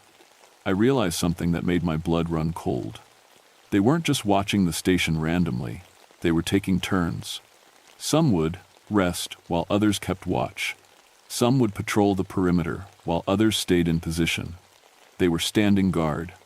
But what were they guarding against, or were they keeping me from getting out? The next morning brought an answer I didn't want to believe. When I looked outside, I saw that the bears had arranged themselves in a very specific pattern. They formed a spiral leading from my station toward the north, where the ice met the ocean. They wanted me to follow them. Every instinct I had as a ranger told me not to go. But every instinct I had as a scientist told me I needed to understand what was happening. This behavior was unlike anything ever recorded. If I could document it, if I could figure out what was causing it, it might change everything we knew about polar bear intelligence. I put on my winter gear, grabbed my rifle and camera, and stepped outside. The bears watched me approach, but they didn't move. The largest one, the one with the scars, stood up as I got closer.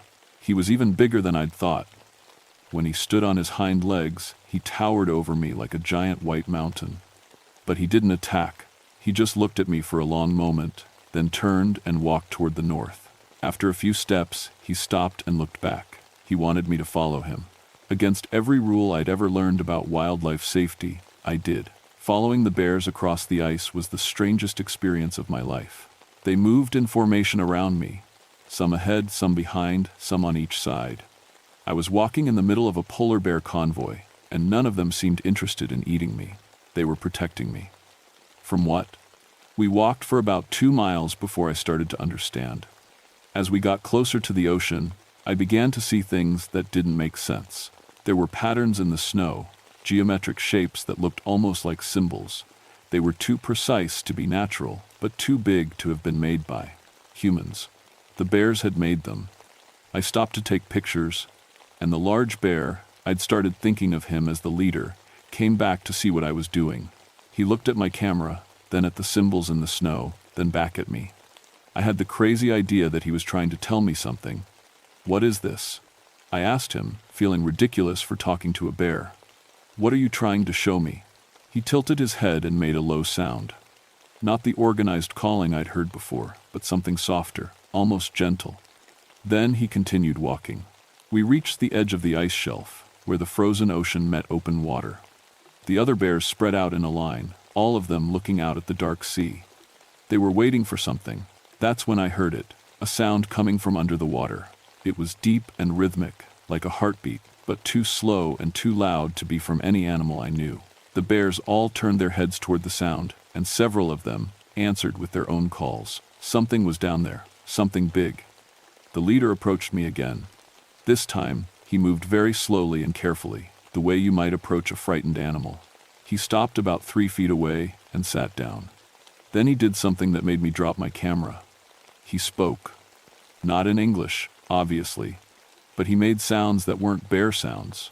They had the rhythm and tone of language, rising and falling like sentences, with pauses in the right places. He was trying to communicate with me. I stared at him, unable to believe what I was hearing. Bears don't talk.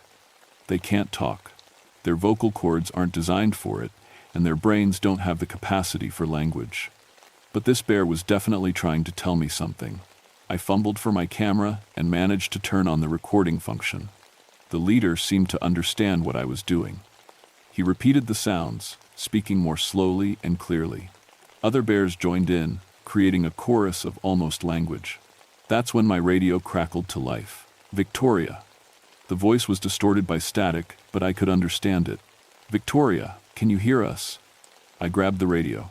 Bass? Bass, is that you? I can hear you, but barely. I'm with the bears. They're trying to talk to me. Victoria, you need to listen carefully. What you're experiencing is not normal bear behavior. I know that. I've been studying bears for 18 years. They don't do any of this. No, you don't understand. We've been researching your reports. We found some old files. Files about that area. The static got worse, and I had to strain to hear. What kind of files? Inuit stories. From the 1800s. They called them Tuurngait, bear spirits, guardians of the ice. The radio went dead. I looked at the leader. He was still sitting patiently, watching me with those intelligent black eyes. Around us, the other bears had formed a protective circle. They weren't threatening me. They were protecting me from something else. Tuurngait, I said quietly. Every bear turned to look at me. The leader stood up and took a step closer. When he spoke this time, I swear, I heard something that sounded like yes. That's when I realized the truth. These weren't just polar bears acting strangely. These were something else entirely. Something that had been waiting in the Arctic for a very long time. And now they wanted something from me. The leader approached me again, moving so slowly I could have stepped away if I wanted to, but I didn't want to. Despite everything my training told me, I wasn't afraid of him anymore. He stopped when he was close enough to touch, then very gently placed one enormous paw on my arm. The moment his paw touched me, everything changed. Images flooded my mind, not like memories, but like I was actually there. I saw the Arctic as it had been hundreds of years ago, when the ice stretched farther and the water was colder. I saw Inuit hunters working with polar bears as partners, not prey. I saw the bears building the symbols I'd found in the snow, marking territories and leaving messages for each other. I saw what they were protecting. Deep under the ice, something ancient was sleeping, something that had been there since the glaciers first formed. The bears were its guardians, and they had been waiting for someone who could understand, someone who could help them. They had chosen me. The vision ended, and I found myself sitting on the ice with tears frozen to my cheeks. The leader was still touching my arm, but now I could feel something else, a warmth that had nothing to do with temperature. He was sharing his strength with me. "What do you need me to do?" I asked. This time, his answer was perfectly clear, even though he didn't use words. I understood him as clearly as if he'd spoken English. I needed to go back to the station. I needed to destroy my research. And then I needed to make a choice that would change everything. The walk back to the station felt like a funeral march. The bears surrounded me again, but now I understood why. They weren't escorting me, they were saying goodbye. Each of them took turns approaching me, touching me briefly with their paws or nuzzles. I could feel their sadness, their hope, their desperate need for me to understand what they were asking. The leader stayed beside me the entire way. Every few minutes, he would look at me with those ancient eyes, and I would get flashes of images. I saw the ice melting. I saw polar bears struggling to find food as their hunting grounds disappeared. I saw the thing under the ice beginning to stir as the water warmed. But I also saw what would happen if I said yes to their request. I saw myself changing, becoming something between human and bear. I saw myself living in the Arctic forever, protecting the ancient sleeper, helping my new family survive. The changes coming to their world. I saw myself giving up everything I'd ever been. When we reached the station, the leader stopped. The other bears formed a circle around us, just like they had that first morning. But now I knew they weren't watching me. They were waiting. The leader looked toward my station, then back at me. His message was clear. The choice had to be made inside, alone. I walked to the door and turned back. 20 pairs of black eyes watched me with hope and fear. These incredible creatures had trusted me with their most important secret. They believed I might be the one to help them save their world. I went inside and sat down at my desk. All around me were the files I'd been working on for the past 5 years. Research about polar bear dens, feeding patterns, population changes, data that could help scientists understand how to protect the species. But the leader had shown me something else in our shared vision. He'd shown me government, officials looking at my research and seeing dollar signs, oil companies studying my maps and finding new places to drill, developers planning to build roads and facilities in areas I'd identified as critical habitat. My research wasn't going to save the bears, it was going to help destroy them faster. I turned on my computer and looked at 5 years of work. Then I looked out the window at the bears, waiting patiently in their circle. My radio crackled again. This time, the voice was perfectly clear. "Victoria, this is Dr. Martinez from the Wildlife Service. We've been trying to reach you for 2 days. Your reports about organized bear behavior have created quite a stir up here. We're sending a team to investigate. They should arrive within 24 hours. My blood went cold. A team of scientists and government officials coming to study the bears. Coming to document their intelligence and their organization. Coming to capture and dissect the secret that the tour guide had guarded for centuries. Dr. Martinez, I need you to call off that team. I'm sorry, Victoria, but that's not possible. This could be the discovery of the century. Organized intelligence in polar bears could change everything we know about animal consciousness. You don't understand. This isn't something that should be studied. This is something that should be protected. Victoria, you're a scientist. You know the importance of documentation and research. We need to understand what's happening there." I looked out at the leader. He was watching the sky, and I knew somehow that he could sense the approaching aircraft, just like his ancestors had sensed approaching storms. "I understand," I told Dr. Martinez. "I understand perfectly." I turned off the radio and started deleting files. Every research note, every photo, every map I'd created over the past 5 years, I erased it all. My computer hummed and clicked as 5 years of my life's work disappeared, forever. But as I deleted each file, I felt something strange happening. The sadness I expected didn't come. Instead, I felt relief. I felt right. When the last file was gone, I went outside. The leader approached me immediately. He could sense what I'd done, and his approval washed over me like warm water. The other bears moved closer, forming a tighter circle.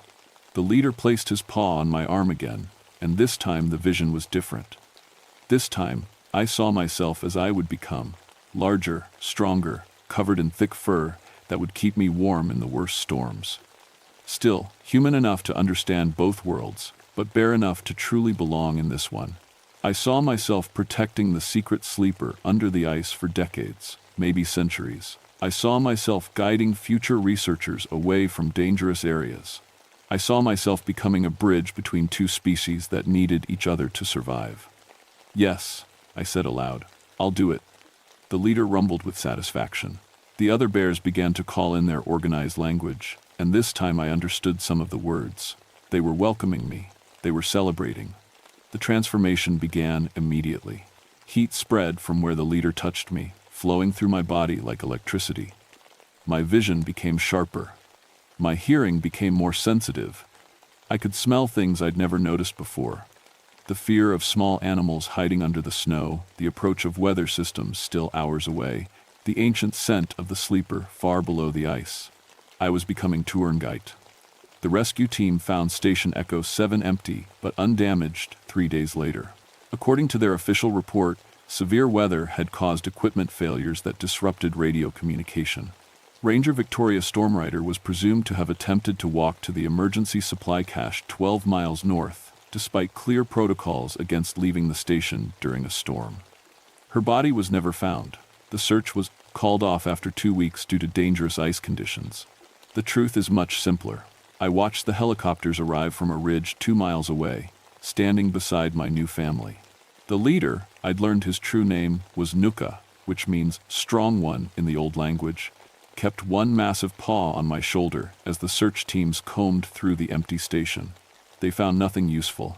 I'd made sure of that. The transformation had taken 3 days to complete. I still looked human, mostly, but I was stronger now. Faster. My skin had thickened to protect me from the cold, and my hair had changed from brown to white. Most importantly, I could understand the bear's language and speak it myself. I was their translator now, their bridge to the human world. Over the next few months, I learned how to live in 2 worlds at once. During the day, I traveled with the bears, learning their ancient knowledge and helping to protect the sleeping giant under the ice. At night, I sometimes used my radio to contact passing aircraft, guiding them away from sensitive areas. This is Arctic flight control. I would say, disguising my voice, "You are entering a restricted zone. Please alter course to heading 270. The pilots always obeyed. They had no idea they were talking to a woman who had become something more than human to save something older than civilization. I learned that there were others like me scattered across Alaska, rangers and researchers who had been chosen by different animal spirits to protect different parts of the wilderness. We formed a network of guardians, communicating through coded radio messages and secret meetings. The bears told me that the sleeper under the ice was waking up. Climate change was warming the water, and after thousands of years of sleep, the Ancient One was beginning to stir. They didn't know what would happen when it woke up fully, but they knew it had to be protected until that moment came. My job was to make sure that humans stayed far away from the awakening site. It's been 10 months since my transformation. The government has officially declared me dead, and my family held a memorial service that I watched from a distant hilltop. I wanted to go to them, to explain what had happened, but Nuka convinced me that it would put them in danger. Some secrets are too important to share. I still miss my old life sometimes. I miss sleeping in a real bed and eating hot food and talking to other humans. But I've gained something more valuable than comfort. I've gained purpose. Yesterday, I prevented a mining company from setting up exploratory equipment directly above the sleeper's resting place. I simply appeared out of the snow, looked like a crazy hermit woman who'd been lost in the wilderness for months, and told them there was a gas leak in the area. They packed up and left within hours. Tomorrow, I'll guide a lost research team safely back to their base camp, making sure they never suspect that I'm anything other than an experienced local guide. I am Victoria Stormrider, and I am the guardian of the Arctic's greatest secret. I am human enough to understand both worlds and bear enough to protect what cannot protect itself. The ice remembers every promise, every betrayal. Some guardians watch from shadows, some from the spotlight. We protect what cannot protect itself, and we are always listening on the emergency frequencies, ready to help or to redirect, depending on what the situation requires. If you're planning research in the Arctic National Wildlife Refuge, remember that some areas are more dangerous than others. Some zones should be avoided entirely. Trust me, I know these lands better than anyone. And I am not alone.